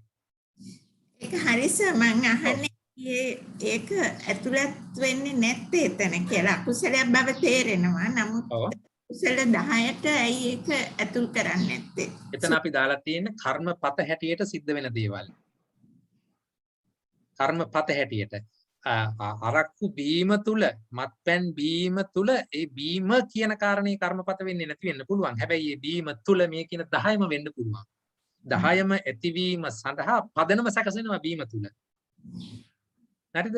දැන් කෙනෙක් අපි හිතමුකෝ දැන් එහෙමනම් දැන් ඖෂධයක් විදියට යම් කිසි තැනක කෙනෙක් අරගන්නවා නම් මත්ද්‍රව්‍ය ටිකක්. හරි? යම් කිසි විදිහකට අපි හිතුවොත් එහෙම. එතකොට එහෙමනම් ඒකත් අකුසලයක්. නෑ එතනදී ගන්න බේත් හැටියට. එහෙමනම් ඒ තුල අකුසලයක් වෙනවද ඊට පස්සේ? ඒත් නෑ. ඇයි ඒක සුදුසු මාත්‍රාවකින් ගත්ත නිසා වෙන්න පුළුවන්. ඒකෙන් අදහස් වෙන්නේ නෑ සුදුසු මාත්‍රාවකින් මත්පැන් බොණ්ඩ කියන එක. මත්පැන් බිව්වා නම් අපි ඒකට අනිවාර්යෙන් මොනවද ඒකට කියන්නේ අර අනුගත වෙනවා අපි ඒකට. හරි එහෙම අනුගත වුණා නම් ඒ තුල ගිහිල්ලා අපි කුසලයෙන් ඈත් වෙනවා. මේ කියන කර්මපත 10ම සිද්ධ කරන්න පසුබිම සකස් කරගන්නවා. ඒ නිසා තමයි දැන් අපි ගත්තොත් පංචශීලය අරගත්තොත් ඒක ගිහියාගේ සාමාන්‍ය සීලය හැටියට කිව්වේ. එතනින් එහාට ගිහිල්ලා ගහට්ට අට සීලය ගත්තොත් ගහට්ට අට සීලය තුල අපි ගන්නවා මොනවද අරගන්නේ එතන විරති වල යටතේ මේක අඩංගු වෙනවා. හරි ඒ විදිහට ඒක අර දස අකුසලයේ එකක් විදිහට හඳුන්වා නොදුන්නාට පංචශීලයේදී කෙලින්ම පෙන්වලා දුන්නා. අටශීලයේදී වෙනත් එකක ඇතුළට ගැප් කරලා පෙන්වනවා. ආදි වශයෙන් ඒක වෙන වෙනම දසශීලයේදී ඒක නම් වශයෙන් පෙන්වුවේ නැති වුණාට වෙනත් ඒව තුල ඒක අඩංගුයි. ඒ ධර්ම අපි විස්තර කරද්දී ඒ අනිකුත් ධර්ම තුල මේක අනුගත වෙලා තියෙනවා කියන එක පැහැදිලි. ඒ නිසා ඒ තැනට සුදුසු ආකාරයෙන් සිල්පද සහ කර්මපත ඇති වෙන තැන්වල අකුසලයේ විස්තර කළා මිසක් අරක්කු බොන එක මුල් තැන දීලා සිල්පද අපි වර්ග කරලා නැහැ. ඊට වඩා ගැඹුරු අර්ථයකින් තමයි කර්මපත අපි විස්තර කරන්නේ. ඒ අනුව තමයි මත්පැන් බීම කියන එක කර්මපතයක් හැටියට විස්තර කරලා නැත්තේ. නමුත් මතක තියාගන්න ඕනේ මත්පැන් බීම තුල අනිවාර්යයෙන්ම අප විසින් ඒකට මොකක්ද ඒකට කියන වචනේ මේ ඒකට ඇලෙනවා ගැලෙනවා වෙන එකට මොකද කියන්නේ? ඇඩික්ට් වෙනවානේ. ඇඩික්ට් වෙච්ච ගමන් අපි කුසලයෙන් ඈත් වෙනවා. අකුසල කර්මපත 10ම කරන්නට ඒක අනුබල වෙනවා. ඒ නිසා ඒක අකුසලයක් වෙන්නේ. ඒක අර කාමයේ වර්ධව හැසිරීම කියන අකුසල ධර්මයේ තුල අඩංගු වෙන්න පුළුවන් නේ. ඔව් මොකද කාමය කියලා කියන්නේ රූප, ශබ්ද, ගන්ධ, රස, පොට්ටබ්බ කියන ඒවා අනවශ්‍ය විදිහට පරිහරණය කිරීම. අපිට ජීවත් වීමේදී ඒක අවශ්‍යයි ඇත්ත. නමුත් ඒක ජීවත් වීම මට්ටම අභිබවා එතනින් එහාට ඒක පරිහරණය කරන එක පැහැදිලිවම අකුසලයක් වෙනවා. කොහොම පින්ස එඩ්වාන්ස් හරි එහෙමනම් ඒ විදිහට අනිවාර්යෙන් ප්‍රශ්න අහන්න හැමෝම මොකද අභිධර්ම ඉගෙන ගන්න බෑ ප්‍රශ්න අහන්න නැතුව. ඒ නිසා ගෙදරදී කියවනකොට හරි ප්‍රශ්නයක් ඇති වුණොත් ඒක ටක් ගාලා කොලේක ලියා ගන්න. මොකද එහෙම නැත්නම් අපිට ස්වභාවය තමයි ඔක අමතක වෙනවා. එහෙම ගොනු කරගන්න ප්‍රශ්න ඊළඟ දවසකදී හරි කමන්නේ ඉදිරිපත් කරන්න අපි සාකච්ඡා කරමු. මට පුළුවන් මට්ටමේ මම ඒවා විස්තර කරලා දෙන්නම්. හොඳයි. එහෙමනම් අද දවසේ අපි පාඩම අවසන් කරමු. ලබන සතියේත් මේ වෙලාවට පාඩම් පැවැත්වෙනවා. එහෙමනම් මේ පැය දෙකමාරක් විතර කාලයක් තිස්සේ සමාවෙන්න මේ කාලසටහනේ වෙනසක් වෙලාද? නැහැ. නමුත් වෙබ් පිටුවේ සඳහන් වෙන කාලසටහනේ නම් තාම එක තැනක හෝ දෙතැනක වැරද්දක් තියෙනවා වගේ මට පෙවුණා. අපි ඒක ඉදිරියේදී වෙනස් කරන්න. මොකක්ද ඔබතුමා දැකපු වෙනස? නෑ මම දැන් අද 8 ඉඳලා 11 කියපු එක මෙහෙම 11 කියන එකට මම යන්නේ නැහැ. 10:00 වෙනකොට නවත්තන්න උත්සාහ කරනවා. මොකද සමහර ස්වාමින් වහන්සේලා මේකට සම්බන්ධ වෙන නිසා 10:00ට නවත්ත ගැනීමට මම උත්සාහ කරනවා. ඊළඟට 8 සිට 10:00 කියලා ගත්තා නම් වඩා සාර්ථකයි. ඊළඟ එක 1 සිට 3 දක්වා නේද දාලා? 1 සිට 3 දක්වා ධම්මසංගණී පන්තිය පැවැත්වෙනවා. එහෙමයි. බොහොම පිං. හොඳයි. එහෙමනම් අද දවසේ පැය දෙකමාරක් විතර කාලයක් මේ තාම වෙලා කමෙන්ට් සර් තාම වෙලාව 9:50 වගේ.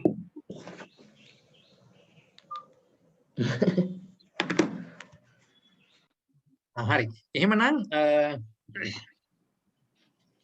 මම ටිකක් ඉක්මනටත් ආවා වෙලාව කල් ගියා වගේ මට දැනෙච්ච නිසා හරි තමයි හරි. මොන හරි ප්‍රශ්න තියෙනවා නම් තව ඉදිරිපත් කරන්න පුළුවන්. දැන් කමන්නේ ඒක මම පැහැදිලි කරගන්නයි ඕන උනේ. බොහොම පිං සර්. දැන් ඔහොම නවත්තමු. හරි. ඔව් මහත්මයෙක් ෂේක් හෑන්ඩ් කරලා තියෙනවා ප්‍රශ්නයක්ද?